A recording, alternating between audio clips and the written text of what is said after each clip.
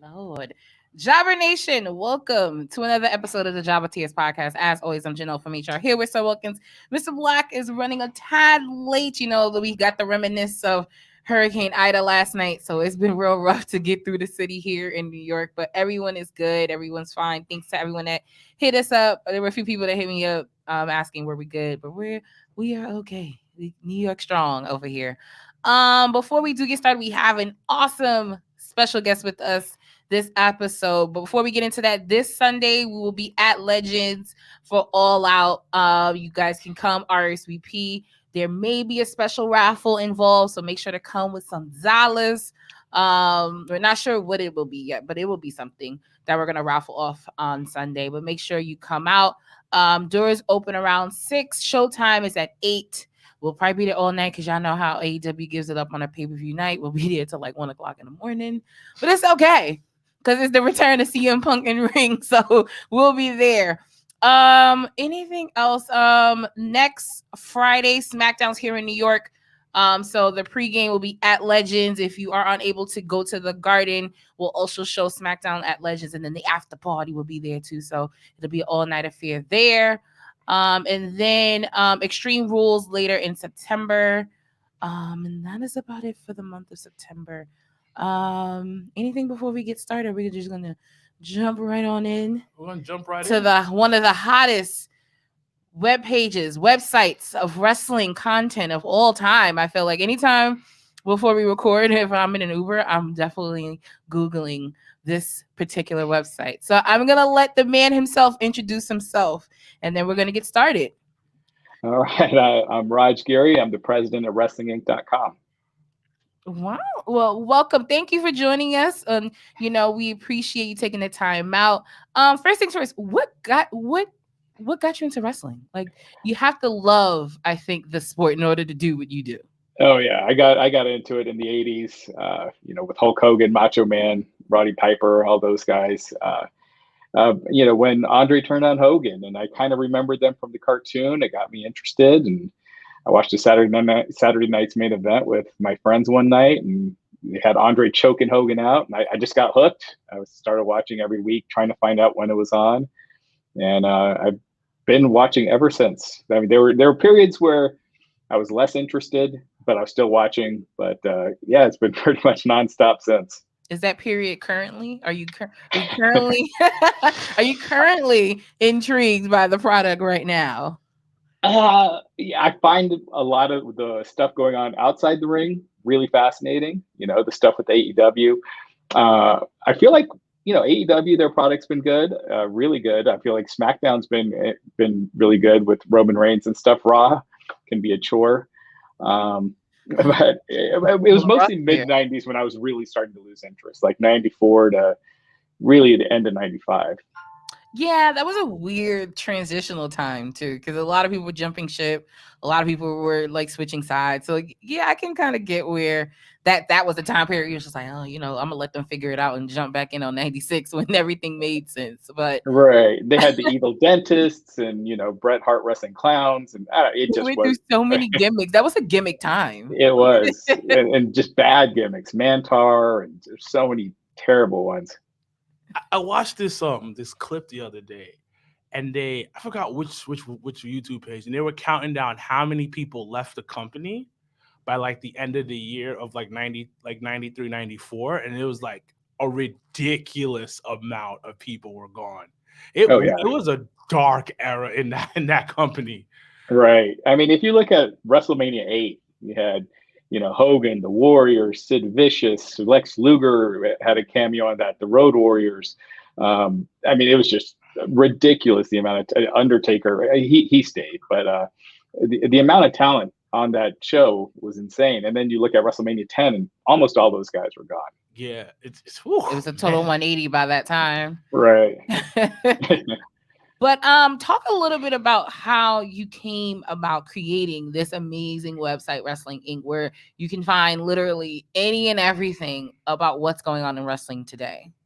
So this was in the 90s. It was like 96. I was in college. I went to an engineering school, and I just hated what I was doing. And the web was just starting to take off, and I wanted to learn how to make web pages. So there's a a weekend where my then girlfriend, now wife, she was out for this school retreat. So I was like, all right, I'm just gonna stay in this weekend and learn how to make a website. And I was watching wrestling then. I was getting back into it. It was starting to heat up with the Monday Night Wars. And so I just started creating, I created this free website with this service called GeoCities, and they give free websites out to people. Oh. I just went on there, created one, and I got hooked. The first day I created it, I just gave my thoughts on what was going on. And the next day I had like 5 or 6 hits. I was just blown away. I was like, oh my gosh, 6 people just read what I wrote. And so I just kind of got hooked and just kind of kept making it better. And then 97, it really started growing. It started getting a lot of traffic. So I decided to move it to its own domain name. I got wrestlinginc.com. So yeah, next year it'll be 25 years that I've been doing 25. it. Jesus. That's yeah, it's nuts. An accomplishment. What have you like? What do you think has been the biggest transition in wrestling, like from since you literally been writing and formatting information and news for fans for 25 years? What do you think has been like top 3 biggest reports or news that you broke or you guys wrote about? I mean, as far as stories we broke, I mean, gosh, there's been a lot. We broke the Adam Cole story earlier this past month that his contract had actually expired after the Great American Bash, and then he extended it through SummerSlam. We broke Ric Flair, his contract coming up, or him asking for his release. We broke it was a big story last year that WWE issued a mandate where their wrestlers could no longer have Twitch accounts, and that was a big story. So there have been a lot, but as far as the big stories that maybe we didn't necessarily break, but that happened. The biggest, obviously, would be Chris Benoit, WWF buying WCW, and gosh, it's probably Eddie or AEW forming. Because for the first time ever, for the first time since WCW went out of business, you have a real threat to WWE, which TNA never really was, and so you're finally seeing that. Do you you've been doing it for so long, do you sometimes get pushback from wrestlers? Because I know, they, some wrestlers don't like the news, reporting on things. Do you ever get like some yo, stop doing what you're doing or anything of that nature? I used to, like, especially late 90s, early 2000s. I get a lot more. Now, not so much. People are mostly friendly. If there's something they feel is, not correct, you'll get people getting upset. But not other than that, I think they know, the wrestlers know that the internet kind of works to their benefit in a lot of ways. And nowadays, they are left in the dark with so much stuff that they're contacting us to find out what's going on. Like with the drafts, we'll get emails like, "Hey, have you heard who's being drafted to what brand?"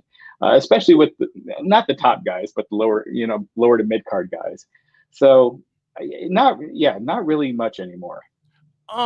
Do you think that there's been with the internet? You just spoke here. You're not getting a lot of pushback nowadays. Do you think there's been a real like wrestling journalism per se, quote unquote, has evolved over the years where it's gaining a point of getting more respect within the industry? Oh yeah, I think for sure. And you're always going to have inaccurate sources, people that don't necessarily know what they're doing that still have a following.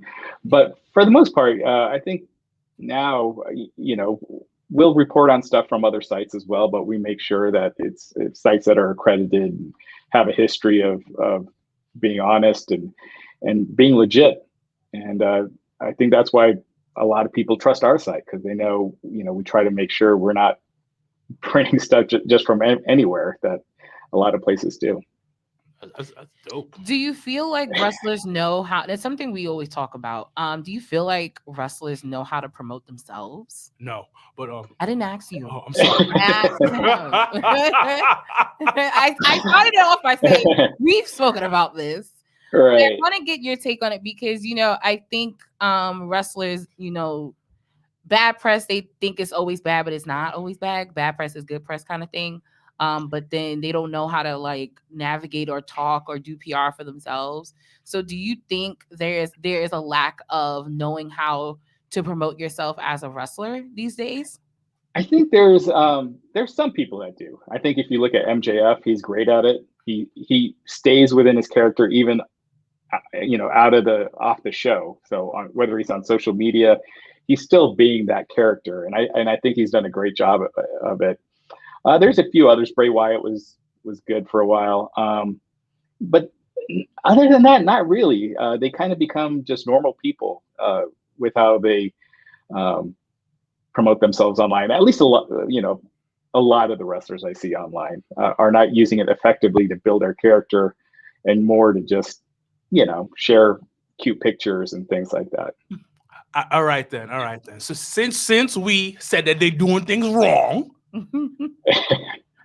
you know the internet, because obviously you've built something. You built a mini empire. 25 years. So what do you recommend? Let's say a wrestler comes up to you, is like, "Yo, I just got signed. How should I build my brand?" Or even yet, an independent wrestler goes, I'm working. I'm trying to build. How should I build? How should I use the internet to my advantage? Yeah, character.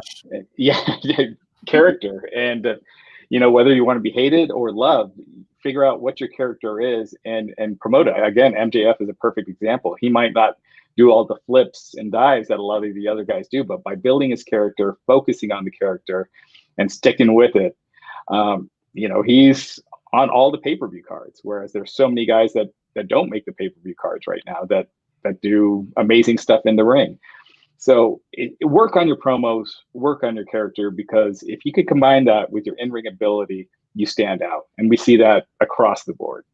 You jump the line when you got a character that people really buy into, whether they hate you or they love you. And if you can legitimately get people to hate you, that's really great, because that's becoming a lost art. See, and I feel like, as you mentioned, MJF uses it very well. Baron Corbin, but say what you want about him, but I don't know, he's turned over people that I've known personally that hated him. I mean, Nick was good because he was a heel. He was getting heel heat. But now the character has evolved. People can relate to being broke. And now people are like, oh my God, like I want to help Baron Corbin. Like the whole GoFund thing. Like, I was just that GoFundMe was classic shit. Like it was on a different level. And I think like you mentioned, that missing art form of being able to connect with fans and to what's going on in and out of the ring sometimes gets lost in translation, or just lost, period, because they don't really focus on it. But with your website, you do a lot of, like, of course, WWE, AEW, Ring of Honor, like all that stuff. Have you guys thought about creating, like, I guess, a subdivision, or like creating a space to just talk about the indies, like just in general, or just like different regions with different promotions that are not so well known, but just something where people can go to and be like, okay, I can go to this show, or this is the information, or this person's getting signed, or they're looking at. So have you guys thought about looking deeper in the indies? We used to, and we're probably going to start it again, but we used to have a weekly post that has all the independent shows coming up for the next week. And I think we try to cover some of the indies. It is, there is a lack of interest. And so, having a sub-site or something, I mean, it's something that's probably worth looking into, especially with things opening back up. But we have covered them in the past as far as promoting upcoming shows and major angles that we've been covering GCW some. We've covered some of their shows. So yeah, that is something we try to do. You mentioned something just now. You said lack of interest, and I can see why you would say that. So why do you think there is a lack of interest? And what can change to get more interest within that subdivision of wrestling per se? Honestly, I think part of it is AEW coming on the scene. They've signed so many guys from the indies, and WWE has, that you're not seeing the big breakout indie stars that are driving people to the indie shows. It's mostly them loaning stars from Impact or AEW, as opposed to hearing about some hot act that's not signed by any major federation right now. And so I think that's kind of one of the things is you're not seeing that process of guys spending years on the indies, making a name for themselves. They're kind of being picked up pretty quickly. Do you think that hurts, or does it diminish? Because some people can look at it where on the AEW side, they're getting all, they got CM Punk, the rumors of Daniel Bryan, the rumors of Bray Wyatt, all this stuff. But do you think them signing those individuals that already have a name for themselves, has a draw to them, does it hurt those that they've been trying to build up that's been there from day one? Because that's always been my concern watching the product is we've known, people personally that been on AEW, that has been signed, that has been, been there from day one, but yet hasn't really been able to elevate the way that I think either they anticipated or as us as fans would have wanted. So do you think that dichotomy, in a sense, like, does it hurt them a lot more, or does it, like, is there a balance? Like, what do you think? And yeah, I think there's a balance. Like right now you're seeing with CM Punk back that they're pairing him with Darby Allin. So it elevates Darby. I'm still not 100% convinced that Darby is the right opponent for Punk right off the bat. Oh, but so who would you picked? Maybe I almost think you go big right off the bat with Kenny Omega, because you want that interest to stay right away.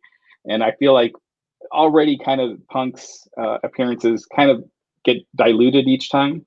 Yes. But a heel where you can kind of mix up the segments. MJF, even if you want to bring up an up and comer, maybe someone like Ricky Starks. You know who I thought would have been good, and I put it on Twitter today, and everybody was like, "Nah, it's not gonna work." Cody, and the reason why I say Cody is because Cody is privileged. Come on, Cody's privileged. Cody is my dad ran a company. My dad was running NXT. He is the epitome of what Punk per se would go against. You got the voiceless versus the privileged. That is like written in itself. I mean, Cody has to go heel. I don't think Cody likes to go heel, but I think. But I don't think he can't really do anything heelish until after the show finishes, right? I think because they're doing the whole, media and stuff. It's crazy. I'm more excited about the damn reality show than half the time. I can't wait to see the reality show. The reality show is gonna be lit. It looks really good. It does. Yeah, and he's gone for a few more weeks because he's filming the Go Big show right now. And so there is that. So he getting them different kind of checks. Cody said, I'm getting AEW. Okay, cool. It's gonna lead me to this check and this check and this check. Okay, I got this. Right. But I like that idea too, especially down the road. You can make Cody kind of like Triple H-ish.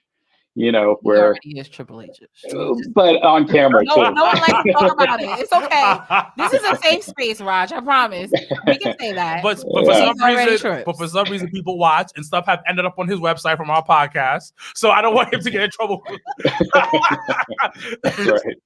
It does happen. Listen, I don't mess up Raj's connection. I would never.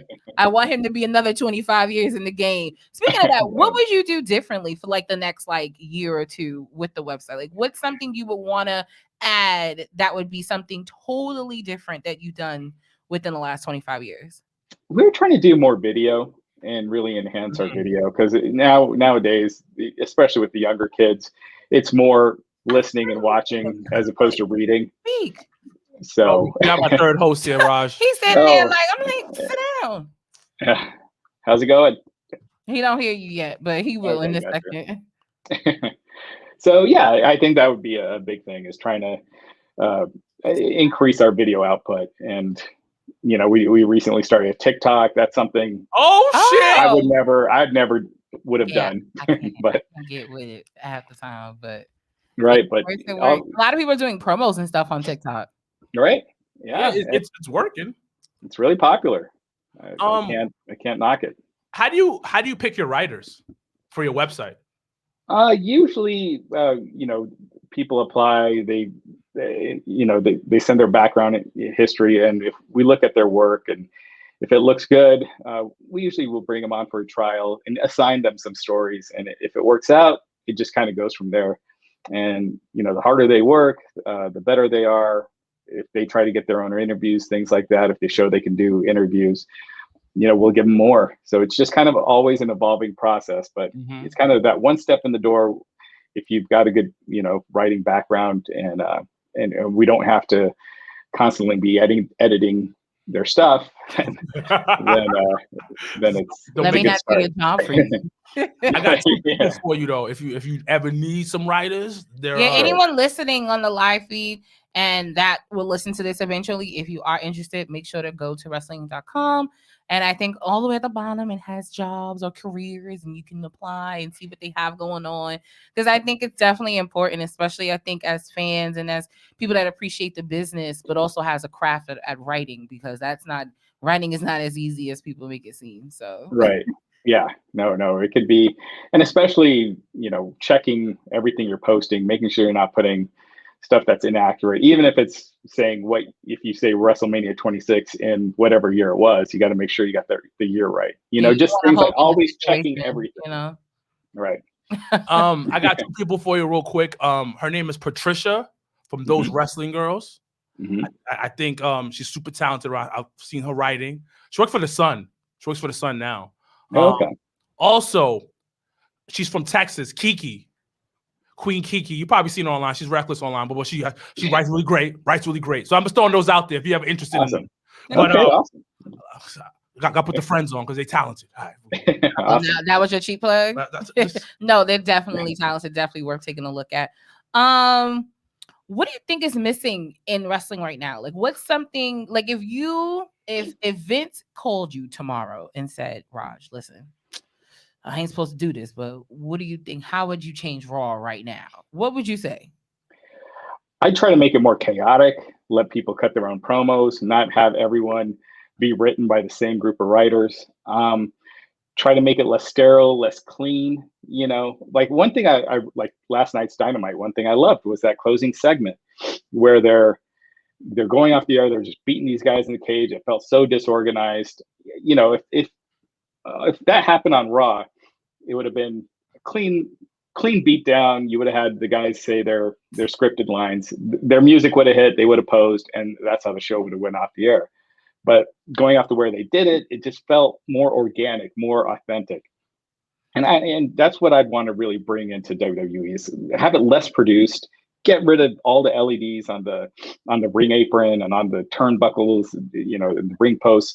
It's good to have. You want to look major league, but if you go overboard, you get rid of that feeling of again authenticity or things just feeling. It feels less like a sporting event and more like a video game. And I think if you make it feel more like a sporting event, and again, I feel like AEW has done a great job with their atmosphere because it feels like a sporting event when you go there because they don't have LEDs all over the place and it's not so sterile. It definitely feels more indie. So I went to Dynamite for the first time in Milwaukee. I have literally flew to Chicago, went to Milwaukee, flew back. We did the show last week. And the first thing I told the boys was, I was like, it definitely has that indie feel, but just on a different, like on a production, different level. Like you can tell they have more money to spend on production than on a regular indie show. Right. It definitely has that like old indie feel to it, which can be very appealing to those that are missing that wants that type of atmosphere and environment. Yeah, he like Joe Exotic. What? No. But yeah, I mean, I think there's always that balance. You don't want to look minor league like I feel like NXT does, and they're upgrading that. Oh, let's pull that back. I was gonna ask, what do you think about they saying Vince and Pritchard producing NXT coming up? What are your feels on it? What do you think? Do you think it's gonna be a better product, or do you think it's gonna? A lot of people were putting RIP NXT, and I was just like, what? All right. Well, I think I don't want another Raw or SmackDown, and I think that's kind of what's made NXT what it is. I do think if you look at an episode of NXT and you look at an episode of Dynamite, one feels like a lively big event with a ton of people, and the other feels like there's very few people. It's in like a garage, and I feel like you need to have that big league feel, which I feel like NXT hasn't had. Now, some people like that. Some people say that it's charm. But I think if you want to be a viable television product and you want to start bringing in the money that AEW Dynamite is, or, more than what it's doing, you have to improve the visuals of it. Now, as far as the in-ring and stuff, that's where I get nervous. If Vince is just going to be bringing in big guys to pummel the small guys with no charisma, then that's a problem, but we'll see. I mean, there are reports that Vince, they're just kind of looking at the big picture stuff, and it's still going to be Triple H and, Shawn Michaels and Road Dogg handling most of the detail, the storylines and things like that. Because I can't see Vince being actively involved in rewriting NXT every week. But I kind of like that. I don't know, because Sarah Wilkins always mentioned and that was as you mentioned, that's the missing thing for NXT. But I've kind of always liked the how exclusive NXT has been. When it was at Full Sail, and it was you could only go if you went to the school or you lived there. I don't know. I kind of like that exclusive because you was just it gave you FOMO, so you was just all right, I got to pay more attention. But I mean, producing wise, everything needs an upgrade. I don't think it's a problem per se. This is my thing with NXT. NXT always never felt, like you just said, never felt big. It never gave a blockbuster type of feel. And when it went up against AEW, AEW was production-wise in the way that it felt, it was blowing it out the water. Because they both are trying to get to that same fan base, which is that independent. I like, WWE wrestling, but I love independent wrestling as well. They're trying to get to that, and it became I don't know if you're into sports. It was the Warriors when they had everybody on there versus a regular basketball team. Yeah, you have great play, but you have no superstar players on that team. And that was the thing with NXT. NXT never felt big. And then they tried with Finn. Right. But I told you how I feel about Finn. But that's a different conversation. There's nothing wrong with Finn. He's good. But I think Finn going back to NXT, kind of polishing himself to a point where he got the confidence back to now being able to go on SmackDown and calling out Roman. I was just oh, keep going. Yes, this is where you're supposed to be. So yeah, and I feel like NXT is missing that top new rising star. When they first brought in Finn, he was brand new. It was fresh. Nakamura, Samoa Joe, and now it's everyone at the top outside of Karrion Kross, who's gone now, has just been there for such a long time. Stale.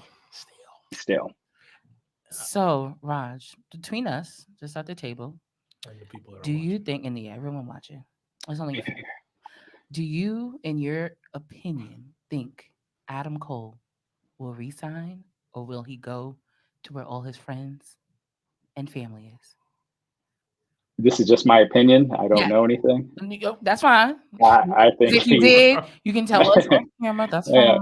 But no, in your opinion, I think he's going to AEW. Why? I think if he would have re-signed with WWE, he would have done it by now. He had that 2-month period. He met with Vince a few weeks ago. I just think it would have happened by now if it was going to happen. Do you think that if his wife wasn't over at AEW, he would sign with WWE?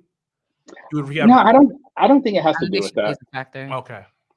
Yeah, I think it's a lot of things. First of all, guys his size, it's rare for them to rise to the top of the card. And I mean, regularly headlining pay-per-views. I mean, there's only been a handful of guys out of, you think of the hundreds and hundreds of wrestlers that have been there. And there's, maybe been 3 or 4 that have really been his size that have made it to the top. And one that has truly headlined a WrestleMania, and that's Daniel Bryan. So I think just seeing the lay of the land, AEW seems like a better fit. And if he becomes a big star, WWE will want him anyway, when his contract's up in a few years. Yeah, it's a solid 7. So this is what I came up with. Daniel Bryan, AJ, Shawn Michaels. AJ. Can we put Punk in there? As far as guys that are really Adam Cole size, Shawn is way bigger than Adam Cole. He was small for his era. And CM Punk's taller than him. Yeah, so we're not throwing Shawn in there? I wouldn't. The Miz. The Miz? The Miz is big, tall though. Miz is way bigger than Adam Cole. Damn, it's really not Rey Mysterio, maybe. Mysterio, yeah, but he's never really headlined that many. Nah, he never really headlined. He won the title quickly. Oh, what about? Could we put Eddie? Because Eddie is like shorter than me. Eddie was jacked though. But Eddie was big. He was jacked, and so was Chris Benoit. Yeah, we don't talk about. Yeah, like they were big, stocky, and yeah. Yeah, so you're right. So it's like 2. Yeah. Yeah. I mean, it's not impossible. It could happen, but you have to be pushed right, and just the history. It's hard to have that much confidence that all the pieces will fall in the right place. So let's say, for instance, let's fantasy book. Let's say, for instance, you get the pencil. That's what they call whatever, and he resigns. Where would you put him, and what would be the first feud you put him in? I put him on Raw because they need people that can talk. I would too. And SmackDown is just so loaded. It's easier, I think, to get lost in the shuffle right now. So I put him on Raw, and maybe put him against someone like. I feel like everyone's kind of been relegated to the mid card there. Geez, who would be good? I guess I would do the Miz. Maybe I would do the Miz has got. I feel like you need to put him with someone with some credibility, like a Sheamus. But Adam Cole versus Sheamus doesn't really excite me either. Visuals, it doesn't look bad. I say the Miz because once again, the Miz plays a good heel. The Miz know how to make everyone else around him look good. The Miz gonna go the extra mile, probably help him with a promo. He's gonna do all the little stuff. Forget the Miz is also entertaining. So if the feud gets big, he's gonna make a skit out of it. He's gonna probably have a run-in on Adam Cole, may like come on the show just to heat up the feud. The Miz is the perfect person because he's unofficially the gatekeeper to the main event. Because if you can have a great program with the Miz, the Miz is royalty at this point. So for me, it's got to be Adam Cole versus the Miz. Or I like that. The only thing sorry, go ahead. Or if not the Miz, the New Day. Him versus Kofi Kingston, him versus Xavier Woods. Him versus Xavier Woods would be even better because it will allow Xavier Woods to showcase his skills. That would be like a good feud for both of them where both parties benefit. So if Xavier lose, doesn't matter because now we can use Xavier in other things. So either Xavier or the Miz or Kofi. Yeah, I like Kofi especially because then you could bring Adam Cole as a heel. They could use some entertaining heels right now in Raw. And Kofi is someone that everyone loves. I mean, he did get kind of murdered by Bobby Lashley on pay-per-view. But I do think Kofi is a wrestler that everyone respects and loves. So that would be good. Miz, the only thing I have is that he's been treated like a joke for the last 4 or 5 months. But I agree. It'd be fantastic on the mic and it'd be entertaining television.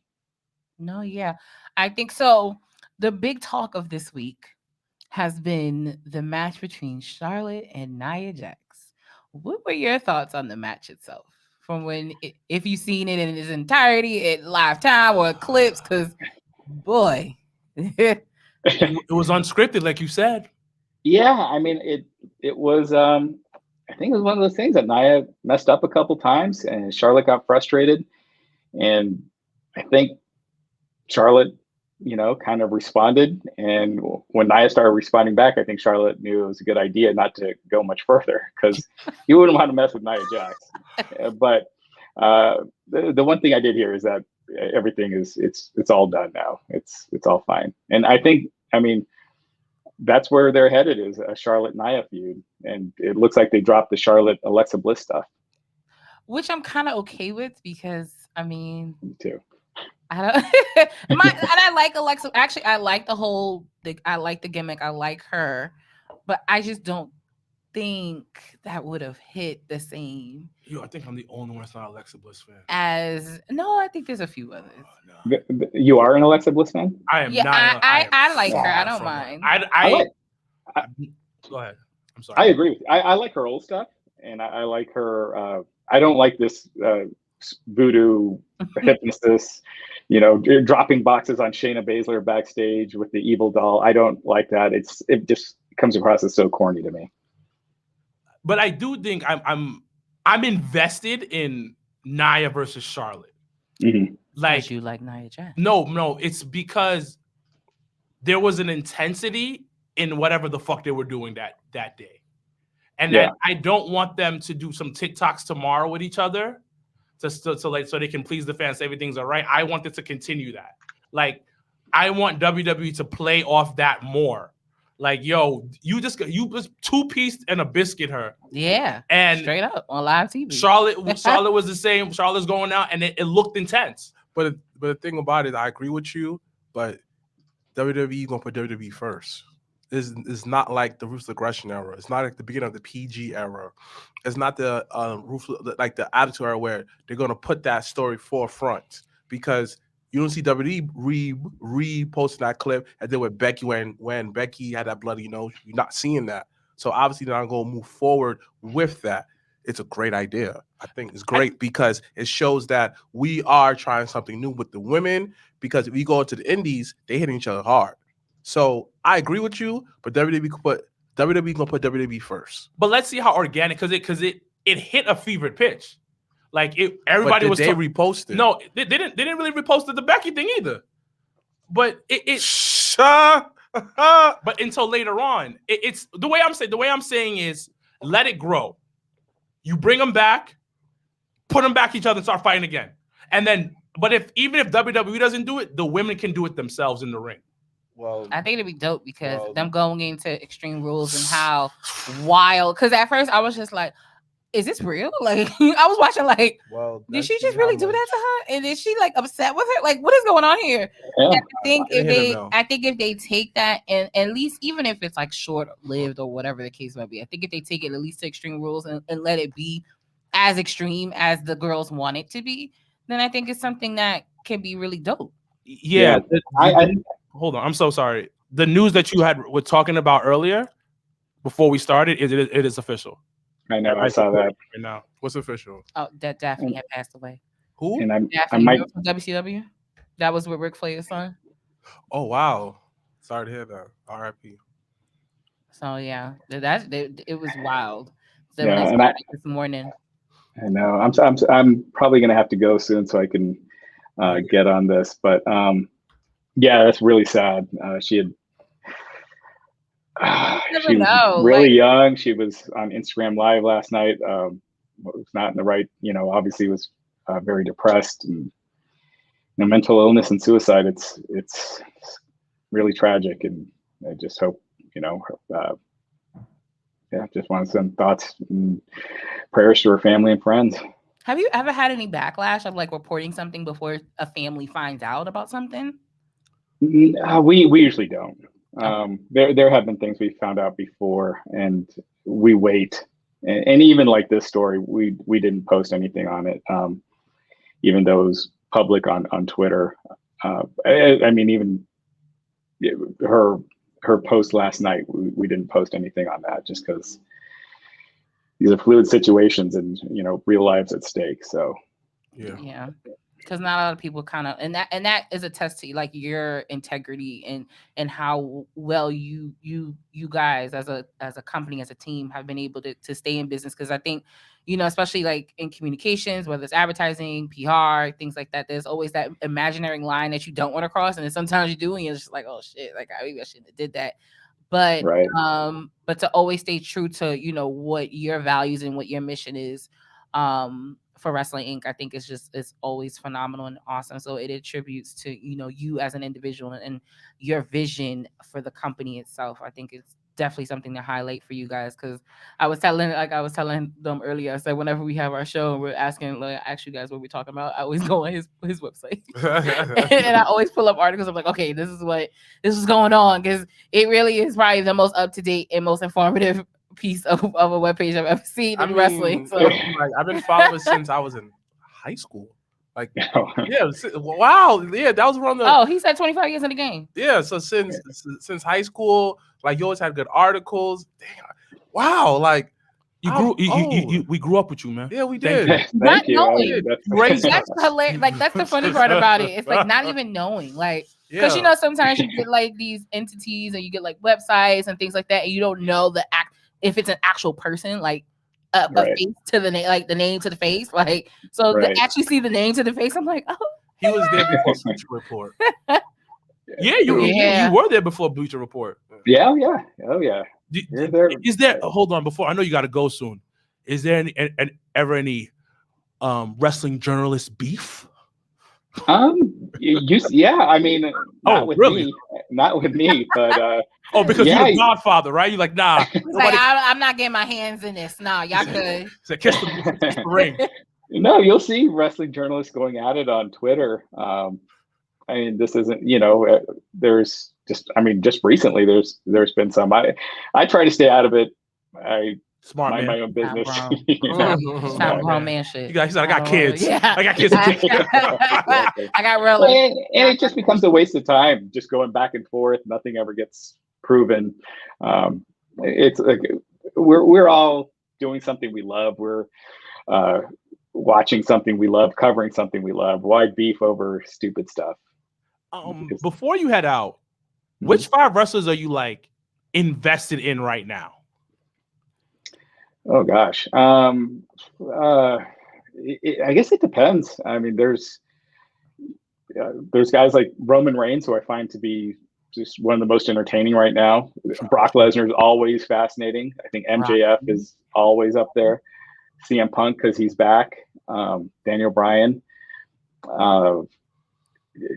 Ricky Starks, I think, has a huge upside. I think Team Taz, it's kind of getting a little redundant. I'd like to see him move on to something new. Max Caster, I think, is going to be huge. So, yeah, those are kind of, on NXT. I think Cameron Grimes has a lot of potential. LA Knight, I get a kick out of. I think LA Knight. I love Cameron Grimes. Also Impact. Yeah.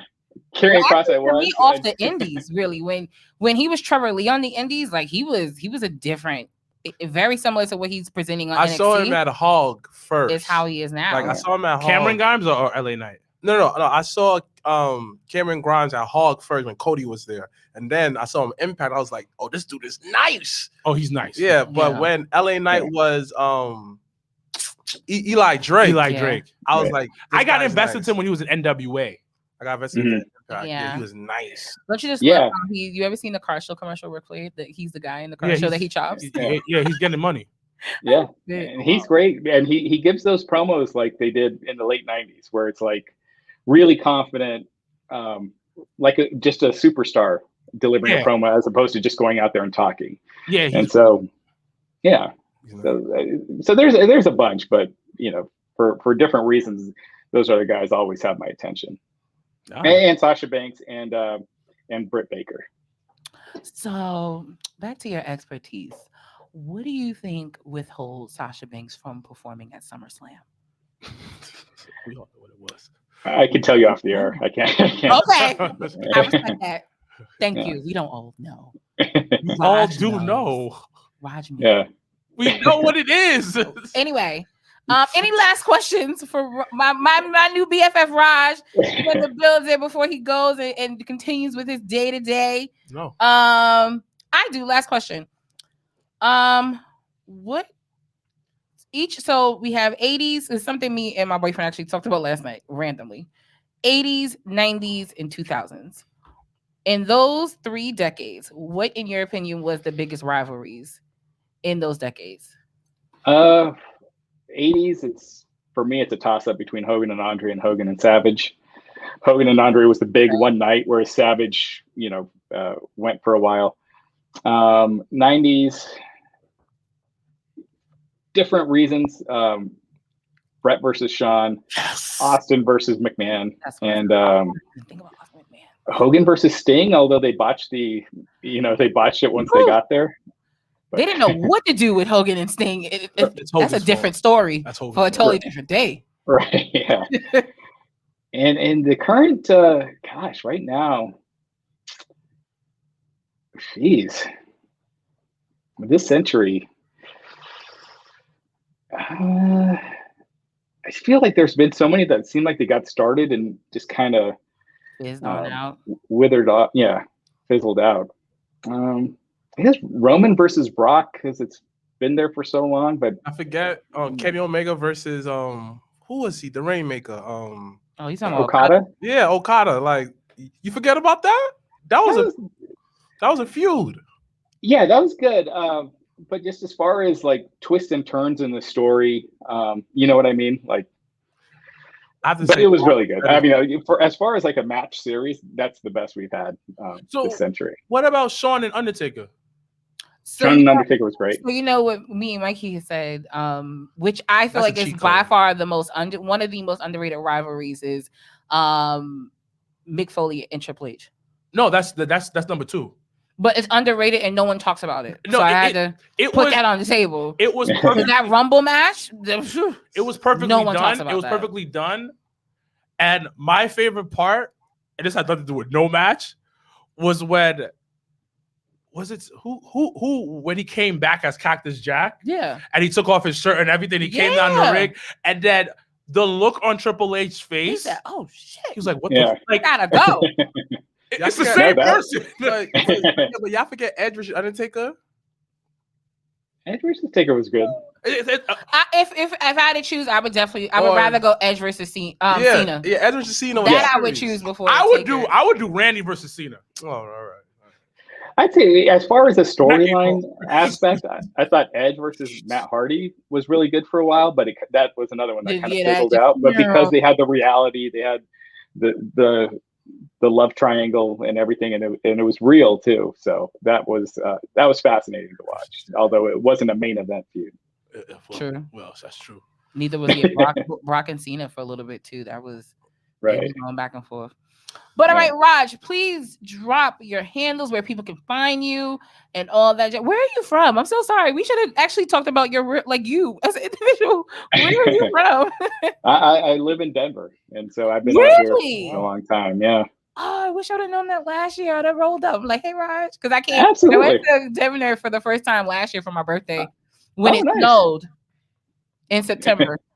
Yeah, last year was kind of a freak year. It's usually not that bad. It's been like almost 100 degrees all summer. So, but that's how it was last year. Literally, but the day before I flew out, it was like 99, 100 degrees, and I flew into Denver International. It was snowing. So, don't let it go for you. Well, next time you guys are out, definitely hit me. And likewise, if you decide to come up to New York anytime, well, Survivor Series is cough, cough, wink, wink. If you ever feel like getting on a plane and coming to visit, you're more than welcome to come and actually do this in real life person and hang out with us. We would definitely treat you well, but let everyone know where to find you, and also just cheap plug the most amazing wrestling website there is for you. Absolutely. Yeah, you can find me on Twitter, RajGary_303. Follow Wrestling Inc. at Wrestling Inc. on everything: TikTok, Facebook, Instagram, Twitter. And keep checking out wrestling.com. We always have tons of exclusive interviews. I mean, this week we had Kurt Angle, we had Randy Couture, UFC legend, who's talking about CM Punk, why it didn't work in the UFC, Brock Lesnar. Brock Lesnar beat Randy Couture to become the UFC heavyweight champion for the first time. So he talks about that, and we have daily exclusive interviews. So keep checking out wrestlinginc.com. Nice. Well, thank you so much on behalf of Jobbertears podcast. Thank you so much for joining us, taking your time out to talk with us. We hope to, physically meet one day, but as always, we'll definitely check in from time to time with you. So thank you so much for joining us, and you take care. And here's to the next 25 years for Wrestling Inc. Okay. Absolutely. Thank you. You all take care. You do the same. Okay. Dre from Your Sports. I didn't know my arm was that long. Dre from Your Sports will be replacing me next week on the Jobbertears podcast. So he will be joining The Voice. So it's going to be an all-boys show next week. Pause. So just make sure to tune in for that. It'll be many men. See what I did there? Yeah. Wait, have you guys watched Kanan? No. We need to find someone else that watches Kanan, because me and Mikey be like, oh my God. You have a boyfriend for that. We watch it together, so that's why we have to watch it. That's all you need. No. We need other people to watch it with us so that we can talk about it. Like, we can talk to each other all the time. That's fine. But other than that, what else this week in wrestling's been going on? What are you guys' thoughts on what was it? SmackDown last week with the tribal. Oh, I can't believe I almost just said that. With Roman Reigns' celebration. What else? Raw. We talked about Raw with Raj. This is not where we got to turn this shit off. Anyways. What is wrong with you? What's wrong? Just look into the camera. Let's sit this way. I never look into the camera when I talk. No, that's just no. I look. Finish. Okay. I was like,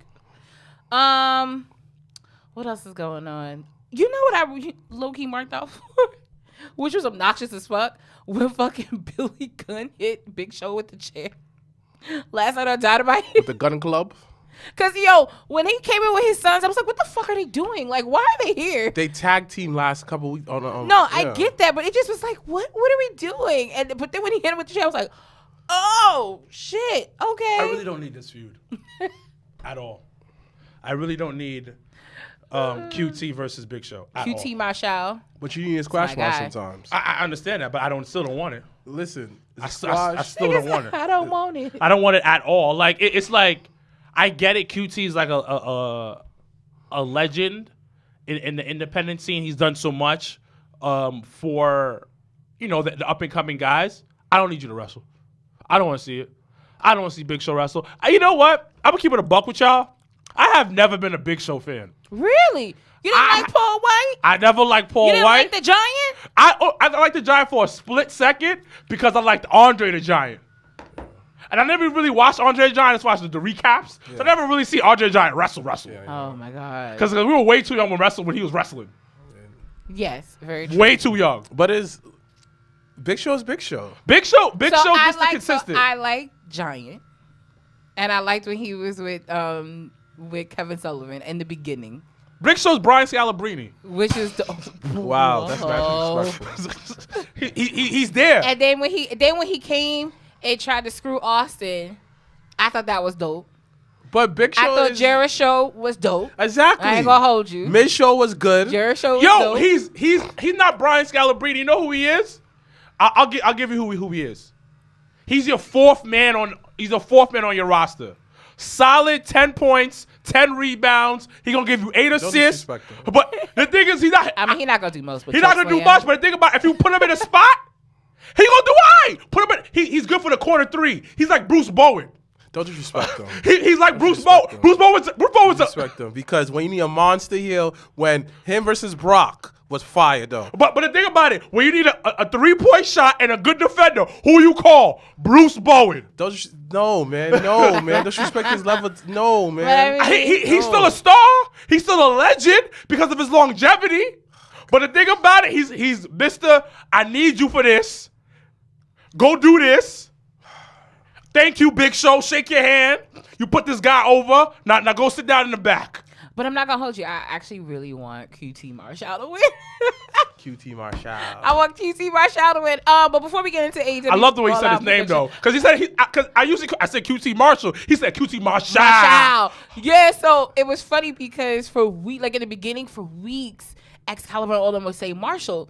And then when I would listen to Jim Cornette talk about it, they would say QT Marshall. So I was like, why they say it like that? And then when he said it finally on TV the other night, I said, that shit is hilarious, but it's more fancy, and I dig it. One other thing, but he's not, like, to me, Q2 with his bowling shirt, like, it don't. No, he looks like he sells. That's what Mikey said. But he looks like he sells high-end marble countertops. Yeah, he was say marble floors. I was gonna say marble floors and countertops. That's what he sells. He looks like he's high-end, like he knows his stuff about like he sells that for a living. Like he gonna come to your house with the different types of pallets. QT Marshall is the Hank Hill of wrestling. Y'all better put some respect on QT Marshall. Oh, QT Marshall is the Hank Hill of wrestling. That's it. Anyway, so we briefly kind of talked about it. He's Bryan Scalabrine. Big Show is Bruce Bowen. That I'm gonna say. Don't disrespect when I say Bruce Bowen, B.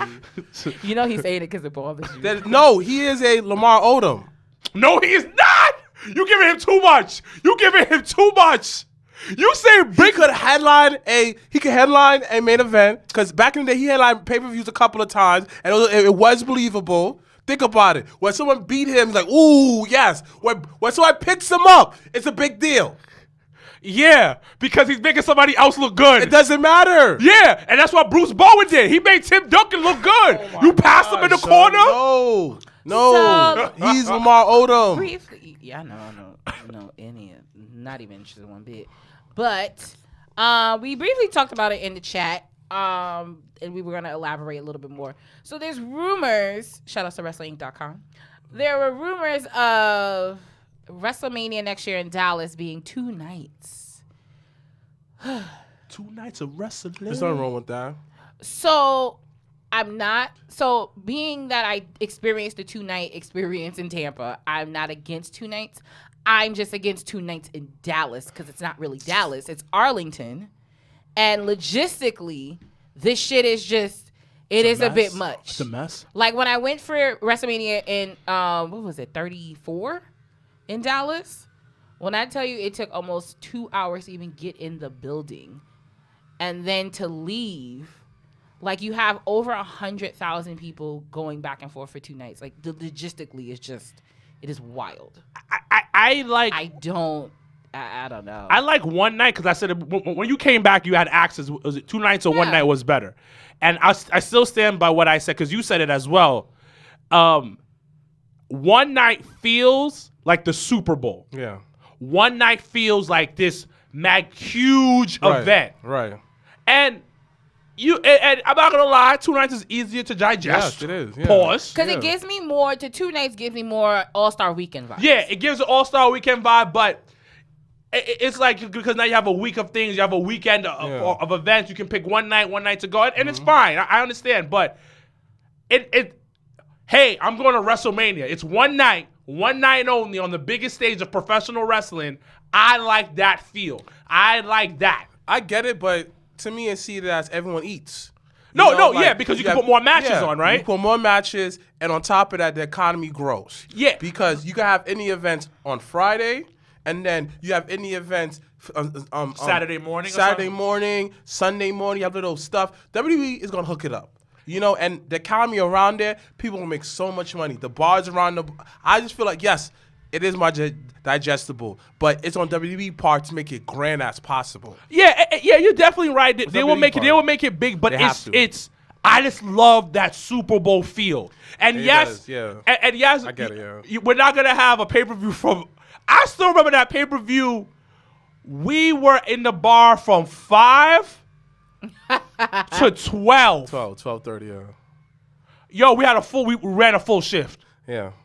It was a full shift. Yeah. Which was it? WrestleMania? The one before that, before the COVID. Kofi. Oh, in New York? Yes. Yeah. Oh, okay. Yeah. Oh, yeah, because they ran over time. Yeah.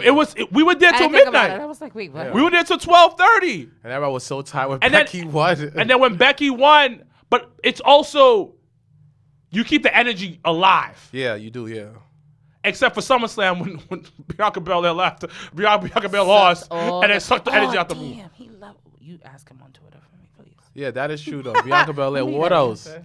What else? I mean, honestly, I like it.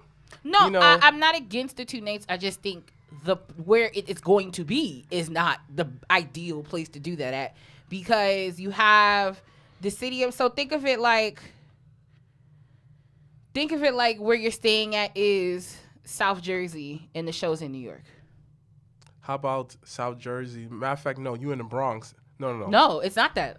I'm telling you. It's like having a van in Staten Island. Why would you do that to yourself? That's even a better example, yeah. So think of it like Dallas is here. I had to shit on Staten You have Island. in between. No, it was actually a really good example. You're right. It was solid. I was like, oh shit, yeah. So you have Dallas here, downtown, where all the bars you mentioned and all the business, and where everybody's going to be doing the indie shows and stuff. And then you literally have a 30, 40-minute drive to the stadium. That's on the outskirts of fucking and we all looking at you like, Dallas, why would you Texas. do this to us for? Why? So that's my only, like just Staten Island. logistically, like getting to the stadium, parking at the stadium, like all that shit is just, from my experience, the last time I did WrestleMania in Dallas was a mess. And that was just one They're probably night. going to fix it. So, I mean, depending on how the world, depending on how the world will be That's then. very optimistic if you ain't fixing shit. It actually was. I lit like your optimism. That's not fixing shit. Jerry don't give a fuck. Yeah, Jerry gives 0 fucks.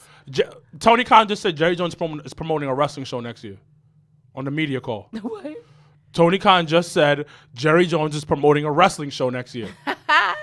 Well, I mean, they have a lot of good indie promotions in Dallas, so they're all cool with each other. I think if Jerry legit wanted to invest in wrestling, that would be because it's gonna be a shit ton of money that they're getting for that. Like my brother just said, like WrestleMania in Dallas or Arlington is going to be crazy because we have to understand if people were coming out for WrestleMania like COVID's still going on. Yeah. Like imagine when next year where more people are vaccinated, more it's gonna be a different vibe, and it's a 2-night thing. Yeah, it's just gonna be wild. The only big difference though is that luckily AT&T Stadium is a dome, so even if it rains, there's no ponchos needed this time ago. Because in the beginning, during the pre-show, they had it open, so you still saw the sunlight and everything. And then when the show started, they closed it. So like in the beginning, if you go back and watch WrestleMania, I think it's 34. I think that's the number. You'll see the fireworks and shit. Yo, we couldn't hear anything. We didn't even know. I didn't know until the playback. I was like, there were fireworks outside? Oh, shit. What the fuck is going on here? Because the sound goes up. Which is wild. But that was the one where Rock came out, Austin came out. Oh, that WrestleMania, okay. Yeah. That was kind of where Rock had... No, that was the Hell in a Cell, Taker and Shane. That was Roman and Triple H. Trash. That wasn't trash as much as y'all know. I don't care for Roman Reigns. Trash. It wasn't trash. It should have been main event. They were the main event. It shouldn't have. Who would have been the main event then? Undertaker versus Shane. No, that wouldn't have been the main. After it happened, nobody wanted to see Roman win. No, that's not true. That's not true. I can tell you, physically that was not the case. That match was trash. I was excited to see Trips come out, but no. And guess what? Trips won the Royal Rumble, won the title, and still can get Roman over during the time. He got him over. Roman won. He took the title from him. And what happened after that?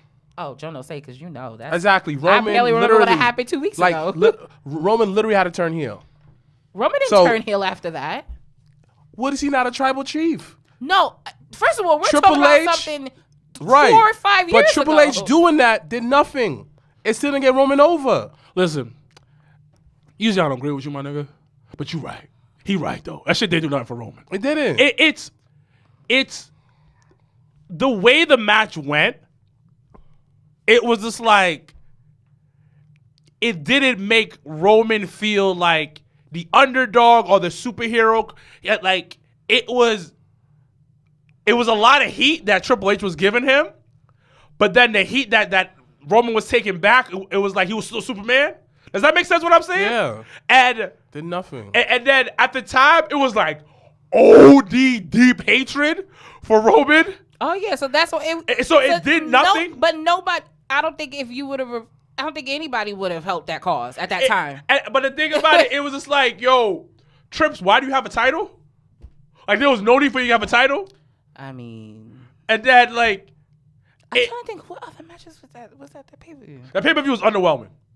That WrestleMania was low-key underwhelming. My thing except for Sasha. Not Sasha. Naomi. No, Naomi was in the pre-show. I remember that. No, the one in Dallas, didn't she win? No. That was I'm sorry, that was Orlando. That's Orlando. My bad. No. Dallas was Sasha, Bailey and Charlotte, and that was when they revealed the new women's title. Yes. That was good. So flip it. If you were not to do Roman and Triple H ending, that should have been the ending. Was that yes. Triple H triple threat match instead of in New York? That triple threat match should have been the main event at WrestleMania. Yes, and that would have been great because I agree. You bought the new title. Because that was when Rick came out, low-key screwed Sasha, and everybody was tight, and everybody was like, what the fuck? And then Charlotte won. And after she got presented to the title elite, that should have been main event. That should have been main event because it would usher in a brand new era. But it was the ushering of the brand new era, right? Yeah, because they started off the pay-per-view, I think it was Lita ass and revealing the title, and they had women. They had all the women outside of the ring and whatever, and then Lita who was champion then? Whoever had the title gave the title. Charlotte. Okay. Oh, so Charlotte retained. Okay, so Charlotte came out. She had the title, and then Lita had gave us the spiel, blah blah blah, and then they revealed the new title, and they were saying whoever wins tonight will become the new women's champion, and this is the belt. And blah, blah. So basically, Charlotte was because that was the same Mania. Your boy won the IC title. Zack Ryder. That's what I'm saying. Like Dallas for the Dallas had moments. Like I ain't gonna hold y'all. It had moments. I had to think about that. But it's not memorable. It's not memorable.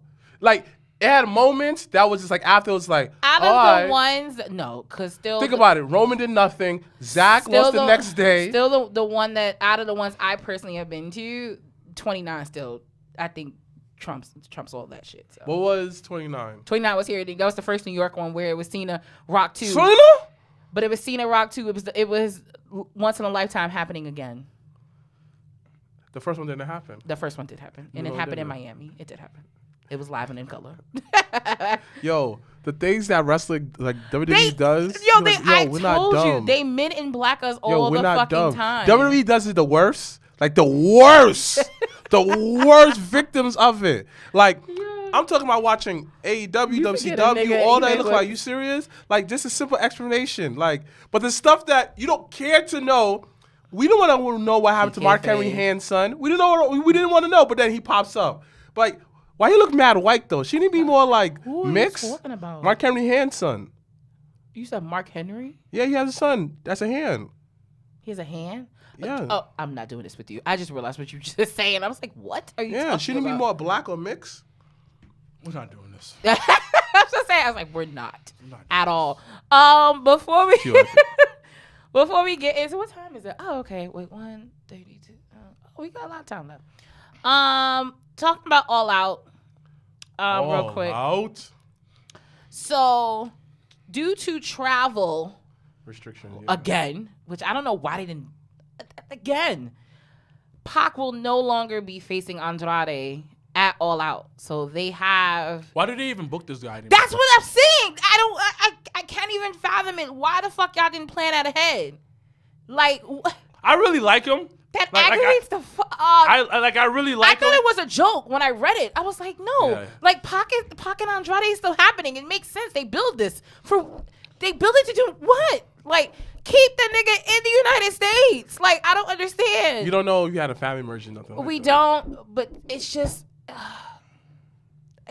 Y'all gotta don't invest. Don't get us invested in some shit and then be like, gotta do better, Papa. Actually, can't do that. But questions at the table. Who do you think the mystery opponent will be? Because he will be still wrestling at All Out. Daniel Bryan against a mystery. That would be hard. Daniel Bryan. Mystery. Bro, son. Like, nobody else. Nobody else. They put on a banger with that. Who else? Match of the night. Yeah. But if you want something like we can't give you that, what's an alternative? This new guy, Buddy Matthews. I heard about him. Buddy Matthews is nice. I'm just saying, if you want like a safe, good match. But he signed to AEW. He signed to Impact. Impact versus AEW right there.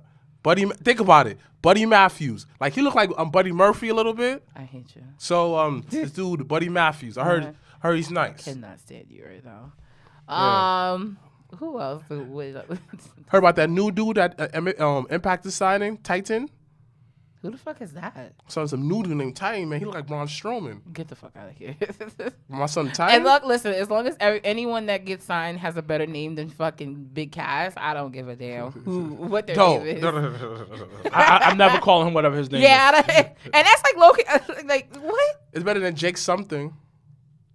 No. Boy, his name is Jake something. Like, what's the dude's name? Jake something? Come on. I ain't gonna front. That's a bad creative. That's what I'm saying. Yo. That's not bad. Yo, if you're not watching Impact on a daily week, that's how the women's matches be. Savannah, Savannah's getting doing her thing, man. The Black Amazon with the Timbos. I'm so proud. Nice. You got big girls over there wrestling. Idea. Jessica Havoc and wrestling them. Come on. Yo, you got weird girls over there too. Yo, you got freaky girls over there. You got everything over there. Freaky? The beautiful people's not there no. Oh yeah. I forgot about it. My bad. Who's freaky? You got those like hillbilly niggas over there. Jake something. Eric Young, Rhino. Yo, you got big black niggas. Moose. You got athletic niggas over there. Yo, Impact is the truth, B. Wait, who else is black on Impact? That's a male. Rishwan. Okay, yeah. Willie Mack. Willie Mack. I really love them together. Yeah. They pull them off of each other all the time, but them together is like they got really good chemistry. Mm-hmm. No, they were. And you forget really the only black member in the Bullet Club. Is that official? Chris Bay. Yeah. I haven't really been doing anything with him, but we'll see. Maybe it might meet because he did wrestle New Japan with the Bullet Club attire. No, it was before, so I think that this might be something consistent. Okay. Yeah, like Impact is the truth, B. Impact got some. Yo, people say RIP to Impact. Listen, I'm gonna say this. It's similar to NXT. You have to go through a new process to get something new. Like people may crap on Vince, but it's more Vince's vision, so he has more invested into it. Imagine if Karrion Kross went through the Vince system. He would not be looking stupid. He would do the stupid, sex soldier NXT may not work, but then by the time you get into the main roster, it'll be well fleshed out. So you don't have to do the fleshing out right in front of us. So I think the fleshing out, I don't think it's a problem because I think it adds to the character. But the thing about it, it's easier. It's no one's gonna say this is what Vince is like, but this is what Triple H is like. There's no more confusion. It's literally Vince is here. He likes this. Cool. There's more of a Vince. It's more of a filter out process. It's a lot better for the business. And look, OVW. Look at that class. Come on, Shelton Benjamin, Shelton Kittles. Come on. You got Brock Lesnar. You got Batista. You got Randy Orton, John Cena. Come on, Rico. All these other guys who came from the system now directly deal with Vince. All I'm saying is this. No, they didn't directly deal with Vince. No, I'm talking about it was more Vince's style then. I think it's not that. But the thing about it is this way. It's a guy's company. Sometimes you want to know how the sausage is made. If I'm paying y'all niggas to make these sausages, every time there's always confusion, I have to yell at y'all. I'm going to go down to make sure the sausage is made with my secret ingredient. I think what it is that, because the dude that used to run FCW, he did like an interview recently. And in the interview, they were asking him, like, what's the disconnect, what's going on? And the thing is, a lot of these people, when they come in, they're given too much too fast. Yeah. And that's what he kind of explained, where that it's makes sense. Like for instance, when y'all watched the FCW special? Of course. Remember when Seth was like, he was complaining about not being brought up right away, blah, blah, blah. He's like, I'm better than all these guys. Why am I not bringing up? It's like, there's like little intricate things you have to make mistakes on first before you are brought up to that main rock. Because as soon as he brought up, he did great. Him and the Shield. But then they also didn't make him blockbuster right away. They took time. They cooked it up a little bit. They cooked it up a very long time. Which is why Bianca did so well. I think it's because a lot of times they give a lot of these wrestlers so much too fast and don't let them cook. And us as fans aren't patient. And this is what I've been saying for weeks. Us as fans want hamburger help. But I've been saying this for weeks. Is when you see how the sausage is being made, and when a person comes up, you expect to be sausage to be made in that style, but not realizing that it takes more when you produce it to a larger audience. No, I've always said, and I agree with you. I think NXT lets them run too wild, and it doesn't give. It's like they don't cook them up enough. Yeah. It's like, all right, you got your gimmick. Yeah. We gave you like 2 weeks in the ring. All right, let's go out. But the thing, and this is why the older model was better. The older model was better because when it was on WWE Network, it was a good mixture. Yeah, because you can mess up. Yeah. It was, and then you can mess up, but now there's money involved. But I was about to say, I don't think there's room for error with them signing a contract with USA. Yeah, Network. that's what it is, and they should keep some people off of TV. I mean, listen, Vince or anyone on the E that's listening, listen. All I ask is if you guys decide to do, if you felt like it, War Games, just saying, here in New York, I'm just saying. Listen, you can do whatever the fuck you want to do, but just make sure you do Hit Row versus all them other Spanish niggas. With the girls. Oh, your people. Everybody, both my peoples, don't do that. Because as you were mentioning of us, we talked about Hit Row weeks ago. And the build up and improvement and which Loki, I think this someone is totally was listening. off topic, but okay. It's not off topic. You was talking about NXT. We're talking about development of people not coming. Well, But you were talking about NXT. They're developing and Hit they're Row. developing Hit Row. And it's becoming a storyline that, as a fan, you get invested in. But they weren't on TV last week. What's going on with that? They weren't. Oh, they were on TV this week? Like this past week. They weren't on Yeah, they had a whole. The Spanish niggas had a whole segment. I'm talking about Hit Row. Oh, no, they weren't on TV. That was my issue. No, but then they may be on TV next week. My boo wasn't on TV. Oh, shout out to her for TV liking our next comment, week. liking and commenting what a video we had. But and then I also kind of like what the seeds they're planning between John Morrison's wife and Raquel Gonzalez, because I saw those seeds being planted this week, and I thought that was dope. It was look overall. Listen, NXT Valkyrie? Yeah. I can like remember that. NXT has a I don't good know. But that's product. not how Frankie Monroe. Frankie, I don't like her new name. It's Valkyrie. she actually looks like a Frankie. Though, so I actually A Valkyrie. I feel like Valkyrie made her more Valkyrie, unique. I couldn't. Valkyrie made her way more unique. I really couldn't say that. So Come on, man. We think of Valkyrie, think of a Pokemon. No, you think of Yu-Gi-Oh. I don't. A You think of somebody Transformer. strong. Yeah. Valkyrie. Frankie, I think of someone Hollywood, and that's the Frankie? image she gives. Monet. It's a. Speaking of Hollywood, you ever watch that show Hollywood on Netflix? No. Please do, because we started watching watch that All shit last American? night. Yes. Boy. Wait, is everybody caught up? No, Because I'm new not caught season. up. Okay, Oh, nope, can't okay. see. That's why I almost asked. Why I was like, oh, scared. Wait. All I gotta say is, listen, October is about to be lit. Every episode we about to do, we're gonna talk about a whole new show. you know what Because we got? everybody, Is the new season gonna be on new Netflix? season's gonna be new season's gonna be on CW. I'm not It's watching a on CW CW. show. I'm not watching on CW. So that's the thing. I didn't don't do like it, and I commercials. binged on Netflix when it got on Netflix. you gotta watch it on the app. And no, yeah, CW. If app you is watch better. it They have an after, app? Yeah, that app. CW yeah, they has have an an app. Yeah, Everything has an app. yeah, Yeah. there's an app. Yeah, if you want, yeah. But All America's coming back. Insecure is coming back last season. When? October. We talking about it. Don't say it out loud. Oh, okay. But we knew that already. I didn't, Don't say it out loud. you didn't know. But listen, Oh, that sucks. listen. But yeah, Insecure is coming You back. forget that Lauren's got All a kid American. now? No, I didn't forget that. Oh, and then the new trailer, which low key me and Wilkins watched, it was trash. Low key, I was just like, What? what is this? The new trailer for the new season for Insecure is out. All America comes back. There's a few other shows that are coming back in October. October's about to be lit. I do have to catch up on This Is Us. I'm not gonna. Come hold on, you. that was Sorry. not long ago. Sorry. Listen, I feel like every fucking episode I watch of This Is Us, I'm crying. So I gotta be able to have a balance here. You got a man to like console you. No, because then that nigga would definitely look at me like, stop crying, pick up your tears, like, which is what I need. So he balances me out. But no, the show Hollywood on Netflix. It's a Ryan Murphy show. Who's Ryan Murphy? So Ryan Murphy's done Glee. He's done American Horror Story. He's done Shows I the never Versace. You never watched American Horror Story? No. I think you would like it. Outside of the Voodoo, the season with New Orleans with Angela Bassett, because that drove me off. But the first season was lit. Check it out. But no. Oh, I saw Candyman. Oh, don't tell. Was it good? No. Fire.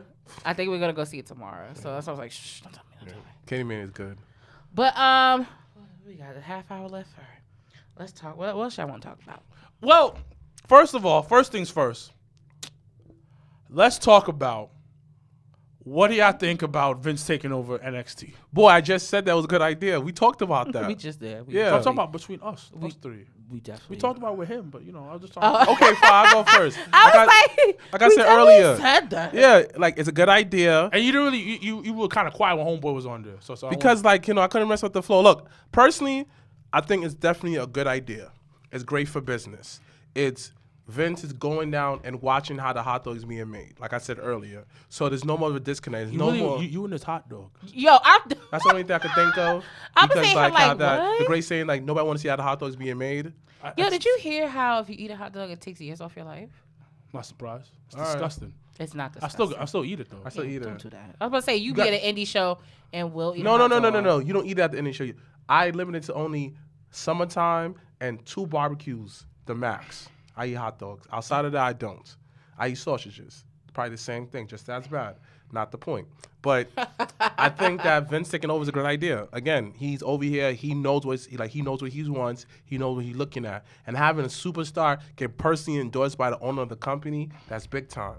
Now, when he brings all these athletes, you know what Vince is looking for. So it's going to be more of a hands-on approach. So you won't be wasting these guys' time. Think about it. Let's say somebody got over at NXT for 3 years. And on the main roster, you have to start all over again. Now it will be like 3 years, and that's translated onto the main roster. It's good for business. Everyone wins. You know, would it be like a weird transitioning period where it may be awkwardness? Of course, but that's anything. And NXT, this is not the first time NXT been through a transformation. This is not the same NXT that debuted on Sci-Fi after ECW was finished. 2 different shows. Okay. So it's good for the business and it's growth. And the people let's say this new NXT, they spend 2 years there and get released, they go to the indies, the skills that they show that they did in WWE, they could show someone else. They could get a job of being a trainer, train people getting into wrestling. Many different jobs open up. So I wanted to come at you today about something. What? So he always talks about it's the same shit over and over on wrestling, right? Right. And he loves the ruthless aggression era, right? Yeah. So this past 2 weeks, I've been watching the SmackDown 6, right? Okay. Nigga. It's been the same 6 niggas every fucking week for it was a good solid 4 months. It was the same niggas doing tag team matches, doing single matches, same niggas. And then they did like tornado tag match for the title and shit. And it was and I'm sitting there and I was like, I forgot this shit was the same 6 niggas. But it was different variety of matches though. Janelle, Darby say that? Darby say that? Janelle, Darby say that? So, okay, yes. Don't I say that? Listen, I'm going to say yes, you do say that. I said I'm okay with it, but switch it up.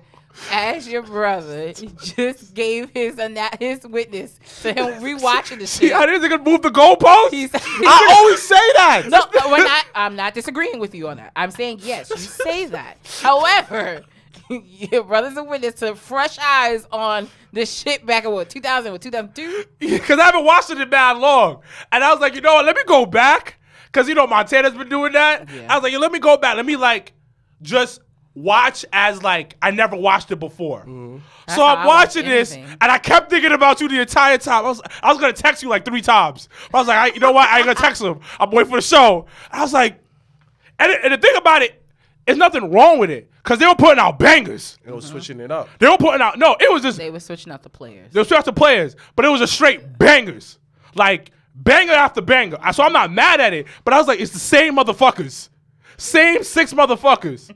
Consistently being featured. Okay, now let's compare the then to now. Then you had definitive winners. It wasn't like a roll-up pin. It wasn't like a damn distraction. Let's say it's Eddie versus Edge. Let's say it was modern day time. They're fighting a single match at least 6 times in a straight row. During the ruthless aggression era, yes, they fought a single match. They fought in tag team. Then in tag team tornado. And then one of them fought in a ladder match for custody for the kid. They switch it up. Or then eventually you got to Eddie versus Johnson. That led to other different feuds. So when they was fighting each other, elevated everyone else around them. Now, if you fight in the same, for example, how long do you see Dradas and Angel Gaza versus the Street Profits in the same matches over and over again, to the point that when the pay-per-view came on, you're looking like, didn't we watch this?